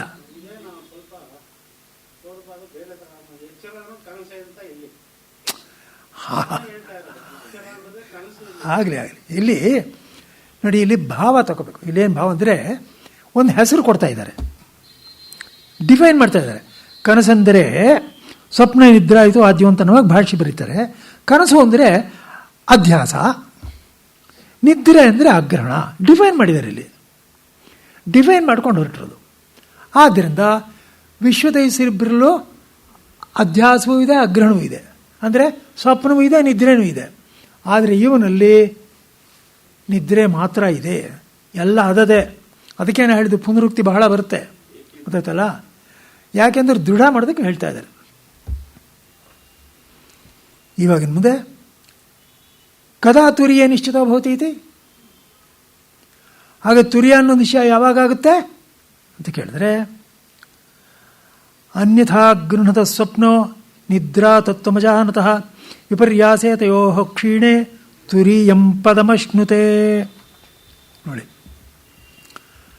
ಕನಸು ಎಚ್ಚರ ಇವುಗಳಲ್ಲಿ ಹಗ್ಗದಲ್ಲಿ ಹಾವನ್ನು ಕಾಣುವಂತೆ ತತ್ವವನ್ನು ಬೇರೆ ರೂಪದಿಂದ ಅರಿಯುತ್ತಿರುವವನಿಗೆ ಕನಸಾಗಿರುತ್ತದೆ.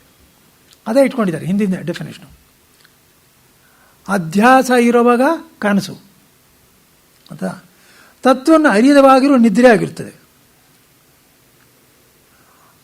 ಅರಿಯದೇ ಇರೋದು ಅನ್ನೋದು ಮೂರು ಅವಸ್ಥೆಗಳಲ್ಲೂ ಇದೆ.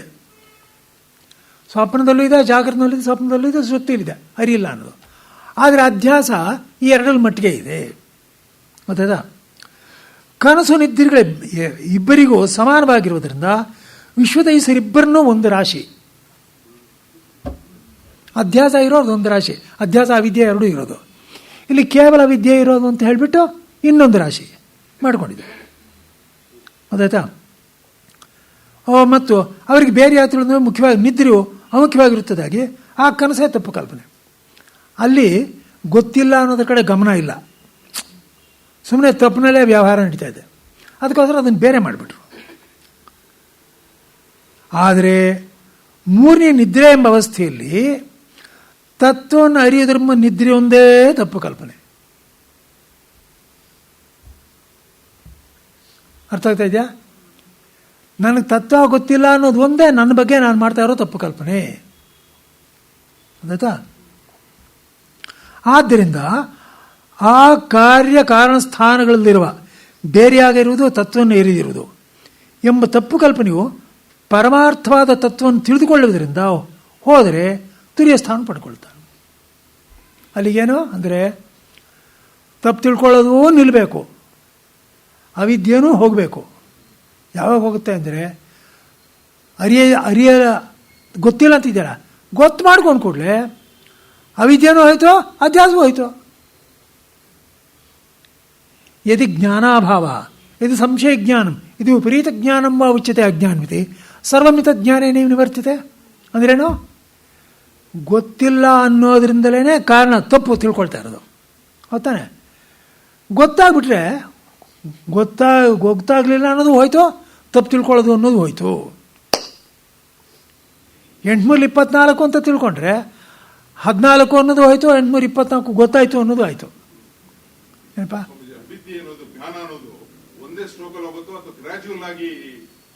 ನೋಡಿ, ಗ್ರ್ಯಾಜುವಲ್ ಆಗಿ ಹೋಗೋದು, ಗ್ರ್ಯಾಜುವಲ್ ಆಗಿ ಹೋಗುತ್ತೆ. ಯಾಕಂದರೆ ಕ್ರಮೇಣ ಅಪಚೀಯಮಾನ ಕಡಿಮೆ ಆಗ್ತಾ ಆಗ್ತಾ ಯಾವಾಗ ಪೂರ್ತಿ ದೃಢವಾಗುತ್ತೋ ಆವಾಗ ಎಲ್ಲ ಹೊರಟೋಗುತ್ತೆ. ಸ್ಪಷ್ಟವಾಗಿದೆ ಭಾಷೆಕಾರ. ಇದೆಲ್ಲ ಆಗ್ಬೇಕಾದ ಮನಸ್ಸಲ್ಲೇ ಆಗ್ಬೇಕು. ಇವೆಲ್ಲ ಹಾಂ, ಎಲ್ಲ ಆಗ್ಬೇಕಾದ ಮನಸ್ಸಲ್ಲೇ. ಹೌದು, ಮನಸ್ಸು ಇಸ್ ದ ಓನ್ಲಿ ಇನ್ಸ್ಟ್ರೂಮೆಂಟ್. ಹೌದು, ನಿಜವಾಗ್ಲೂ ಹೌದು. ಇನ್ನೂ ಸ್ಪಷ್ಟವಾಗಿ ಹೇಳೋದಾದರೆ ಬುದ್ಧಿ. ಯಾಕೆಂದರೆ ಮನಸ್ಸು ಅಂದರೆ ಸುಮ್ಮನೆ ಯೋಚನೆ ಮಾಡೋದು, ಬುದ್ಧಿ ಅಂದರೆ ನಿಶ್ಚಯ ಮಾಡೋದು. ಅದಕ್ಕೋಸ್ಕರ ಯೋಚನೆ ಮಾಡಿ ಬುದ್ಧಿನಲ್ಲಿ ತೀರ್ಮಾನ ಮಾಡಬೇಕು. ಗೊತ್ತಾಯ್ತಲ್ಲ? ಆದ್ದರಿಂದ ಈ ಎರಡು ವಿಧವಾದ ಬಂಧವನ್ನು ಅದರಲ್ಲಿ ಕಾಣದೆ ತುರಿಯಿನಲ್ಲಿ ನಿಶ್ಚಯವುಳ್ಳವನಾಗುತ್ತಾನೆ. ಗೊತ್ತಾಯ್ತಾ? ನಿಶ್ಚಯ ಆಗೋದಕ್ಕೆ ಏನು ಮಾಡಬೇಕು ಅದೆಲ್ಲ ಕ್ರಮೇಣ ತಿಳಿಸ್ಕೊಡ್ತಾರೆ. ಅದಕ್ಕೇನು ಮಾಡಬೇಕು, ನಿಶ್ಚಯ ಒಂದು ಸ್ವಲ್ಪ ಗೊತ್ತಾಗ್ತಾ ಹೋಗುತ್ತೆ. ಹಾಂ, ಪರವಾಗಿಲ್ಲ, ಹಾಂ, ಇನ್ನು ಮುಂದಕ್ಕೆ ಹೋಗಬೇಕು ಅನ್ನೋದು ಗೊತ್ತಾಗುತ್ತೆ. ಗೊತ್ತಾಯ್ತಾ? ಅದರಲ್ಲೇ ನಿಲ್ಲಬೇಕಾಗಿದ್ದರೆ ತುಂಬ ತುಂಬ ಹೆಣಗಬೇಕಾಗುತ್ತೆ. ಅದಕ್ಕೆ ಟೈಮ್ ಫ್ಯಾಕ್ಟರ್ ಬಂದ್ಬಿಟ್ಟು ಜನ್ಮ ಜನ್ಮಾಂತರ ಬಂದ್ಬಿಡುತ್ತೆ. ಅಯ್ಯೋ, ಕೇಳೋ ಕಾಲದಲ್ಲಿ ಆಗಲ್ವಾ? ಸಮಯದಲ್ಲಿ ಕೇಳೋ ಕಾಲದಲ್ಲಿ ಆಗಲ್ಲ. ಹೇಳಿದ್ನಲ್ಲ, ಈ ಪ್ರಶ್ನೆಗೆ ಉತ್ತರ ಹೇಳಿದೆ ನಿಮಗೆ. ರಮಣ ಮಹರ್ಷಿಗೆ ಬೇಗ ಆಯಿತು ಅಂತಂದ ಅಂದರೆ ಅವ್ರ ಹಿಂದೆ ನಮ್ಮ ಹಾಗೆ ಸತ್ತು ಸುಣ್ಣವಾಗಿದ್ದಾರೆ ಅಂತ ಅರ್ಥ. ಅದಕ್ಕೆ ಅವ್ರಿಗೆ ಈ ಜನ್ಮದ ಫಲ ಬಂತು. ಇದಾಗ ಪ್ರಜಾಪತಿ ಅವನಿಗೆ ತಕ್ಷಣ ಆವಾಗಲೇ ಬರಬೇಕೆ? ಮುಂಚೆ ಏನು ಗೊತ್ತಿರಲಿಲ್ವ ಅವನಿಗೆ? ಗೊತ್ತಿರುತ್ತೆ ಪಾಪ, ಆದರೂ ತೆಗಲಾಕೊಂಡಿರುತ್ತೆ. ನೋಡಿ, ಮಹಾಭಾರತದಲ್ಲಿ ಬರುತ್ತೆ, ಒಂಥರ ಭಯ ಆಗೋಗುತ್ತೆ ಅದನ್ನು ಓದಿದ್ರೆ. ವ್ಯಾಸರನ್ನ ಶಿಷ್ಯರು ಕೇಳ್ತಾ ಇರ್ತಾರೆ, ನೀವ್ಯಾರು ಒಂದು ಸ್ವಲ್ಪ ಹೇಳಿ ನಮಗೆ, ಏನು ಗೊತ್ತೇ ಇಲ್ಲ ನಿಮ್ಮ ಬಗ್ಗೆ ಅಂತ ಇರ್ತಾರೆ. ತುಂಬ ದಿವಸ ಹೇಳಿರೋದಿಲ್ಲ. ಆಮೇಲೆ ಒಂಥರ ಸರಿ ಬನ್ನಿ ಹೇಳ್ತೀನಿ ಕೂತ್ಕೊಳ್ಳಿ ಅಂತಾರೆ. ಕೂತ್ಕೊಂಡು ಹೇಳ್ತಾರೆ, ನಾನು ನಿಜವಾಗ್ಲೂ ನಾರಾಯಣನ ಅಂಶನೇ, ನನ್ನ ತತ್ವ ಎಲ್ಲ ಚೆನ್ನಾಗಿ ಗೊತ್ತು, ನನಗೆ ಗೊತ್ತಿಲ್ಲದೆ ಇರೋದು ಒಂದೂ ಇಲ್ಲ, ಸ್ಪಷ್ಟವಾಗಿ ಗೊತ್ತು. ಆದರೆ ಇಷ್ಟಾದರೂ ನಂಗೆ ರಾಗ ಹೋಗಿಲ್ಲ.